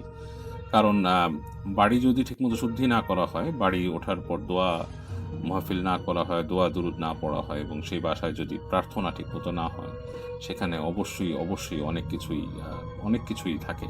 প্রার্থনা খুবই জরুরি একটা জিনিস। বাসায় যদি আপনি সৃষ্টিকর্তাকে না ডাকেন, স্মরণ না করেন, আপনি যদি আল্লাহর নাম স্মরণ না হয়, তাহলে সেই বাসায় অনেক কিছুই ঘটতে পারে এবং অনেক কিছু আপনি আলামত দেখবেন। সো এই জিনিসগুলা আমরা অনেকেই ছোট করে দেখি, অনেকে ছোট করে অথবা ইগনোর করে যাই। ছোট করে দেখি ঠিক না, ইগনোর করে যাই। যেমন একটা সময় ছিল পুতুল রাখা নিয়ে অনেক কথা ছিল যে মানুষ পুতুল নিয়ে যখন অনেকে মৌলভী সাহেবরা বলতেন যে পুতুল বাসায় রাখবেন না, পুতুলের সমস্যা হয়, পুতুল এই। তখন অনেকেই সেটাকে খুব মানে ছেলে খেলাভাবে নিতেন বা কথাগুলোকে একদমই মূল্যায়ন করতেন না। কিন্তু এখনকার সময় আপনারা হয়তো দেখছেন অনেক মুভি তৈরি হচ্ছে পুতুলের উপরে, অ্যানাবেল, এছাড়াও এরকম চাইল্ডস প্লে, হ্যাঁ, এরকম অনেক পুতুল। এখন এই একই জিনিস যখন হলিউড দেখাচ্ছে তখন এটাকে অনেকেই সিরিয়াসলি নিচ্ছেন। আসলে ব্যাপারটা কিন্তু সব জায়গায় এক্সিস্ট করে। আমি যেমন বলেছি, আমি এর আগে আপনাদের ভূতের প্রোগ্রাম ভূত এফএমেও বলেছি যে সারা পৃথিবীতেই কিছু জিনিস প্রচলিত আছে, কিছু কথা সেটা আসলে থেকে যায়। যেমন এই পুতুলের ব্যাপারটা, ছবির ব্যাপারটা, এগুলো নিয়ে অনেক কথা আছে। আমি অ্যাজ এ মুসলিম আমি জানি যে এই পুতুল এবং এই ছবি এগুলোর মধ্যে অনেক কিছুই বিরাজ করে এবং এগুলো অনেক কিছু জিনদের দ্বারা অ্যাট্রাক্টেড হয়। জিনরা অ্যাট্রাক্টেড হয় এগুলোর দ্বারা। সো আজকের মতো আমি এখানেই শেষ করব। অ্যান্ড আপনারা সবাই ভালো থাকবেন, সাবধানে থাকবেন। আমি এই যে কথাগুলো বলেছি অবশ্যই আপনাদের ভয় দেখানোর জন্য বলে তো অবশ্যই বলেছি, বাট এই কথাগুলো কিন্তু আসলে সিগনিফিকেন্স আছে। আমি যতটুকু জানি, আমার জানা মতে, আমার সীমিত জ্ঞানে আমি যতটুকু জানি, এগুলোর অবশ্যই সিগনিফিকেন্স আছে। তো অবশ্যই ভয় পাবেন, ভূতের ভয় পাবেন এবং ভয় পেতে থাকবেন। আপনাদের ভয় পাওয়ানোর জন্যই আমাদের আজকে চেষ্টা। আসসালামু আলাইকুম প্রিয় লিসেনার্স। এতক্ষণ থেকে আপনাদেরকে অনেকগুলো ভয়ানক ভয়ানক ঘটনা শোনানো হয়েছে। এই ঘটনাগুলোর মধ্যে থেকে কোন ঘটনাটি আপনার কাছে সবথেকে বেশি ভয়ানক বলে মনে হয়েছে? কোন ঘটনাটি আপনার কাছে সবথেকে বেশি ইন্টারেস্টিং লেগেছে? কোন ঘটনাটি শুনে আপনার জীবনের কোনো একটা অতীতের কথা মনে পড়ে গেছে? সেটি কিন্তু জানিয়ে যেতে পারেন আমাদের কমেন্ট সেকশনে। আর এরকম ভয়ানক ভয়ানক ঘটনাগুলো পাওয়ার জন্য অবশ্যই কিন্তু আমাদের চ্যানেলটিকে সাবস্ক্রাইব করতে হবে। পাশে আসা নোটিফিকেশন বাটনটি অন করে রাখতে হবে, যেন আমাদের এই যে ভিডিও নোটিফিকেশনগুলো আপনার কাছে পর্যন্ত পৌঁছতে পারে। আর দর্শক, আপনারা যারা যারা এরকম ভয়ানক ঘটনাগুলো পছন্দ করেন, তাদের জন্য আমাদের চ্যানেলটিতে অনেকগুলো এপিসোড আকারে ভয়ানক ঘটনা কিন্তু আপলোড করা হয়েছে। আপনারা আমাদের চ্যানেলটি ভিজিট করলেই দেখতে পারবেন সমস্ত আমাদের ভিডিওগুলোই কিন্তু বাছাই করা সেরা ভয়ানক ঘটনা। তাই আপনারা চাইলেই আমাদের চ্যানেলটি ভিজিট করে আসতে পারেন। আর এই পর্যায়ে এসে আপনাদের কাছে রিকোয়েস্ট করব, যারা যারা এখন পর্যন্ত ভিডিওটি দেখতেছেন কিন্তু চ্যানেলটি সাবস্ক্রাইব করেননি, রিকোয়েস্ট করব অবশ্যই চ্যানেলটিকে সাবস্ক্রাইব করবেন, পাশে আসা বেল আইকনটি অন করে রাখবেন। আর ইতিমধ্যেই যারা আমার একজন সাবস্ক্রাইবার, তাদেরকে জানাচ্ছি অসংখ্য অসংখ্য ধন্যবাদ। তো আজকের এপিসোডটি এখানেই শেষ করব। আবারও দেখা হচ্ছে নতুন এপিসোডে, নতুন আরো অনেকগুলো ভয়ানক ভয়ানক ঘটনা নিয়ে। ততক্ষণ পর্যন্ত সবাই ভালো থাকবেন, সুস্থ থাকবেন। আপনাদের সবার মঙ্গল এবং সুস্বাস্থ্য কামনা করে শেষ করছি আমাদের আজকের এপিসোড। আল্লাহ হাফেজ।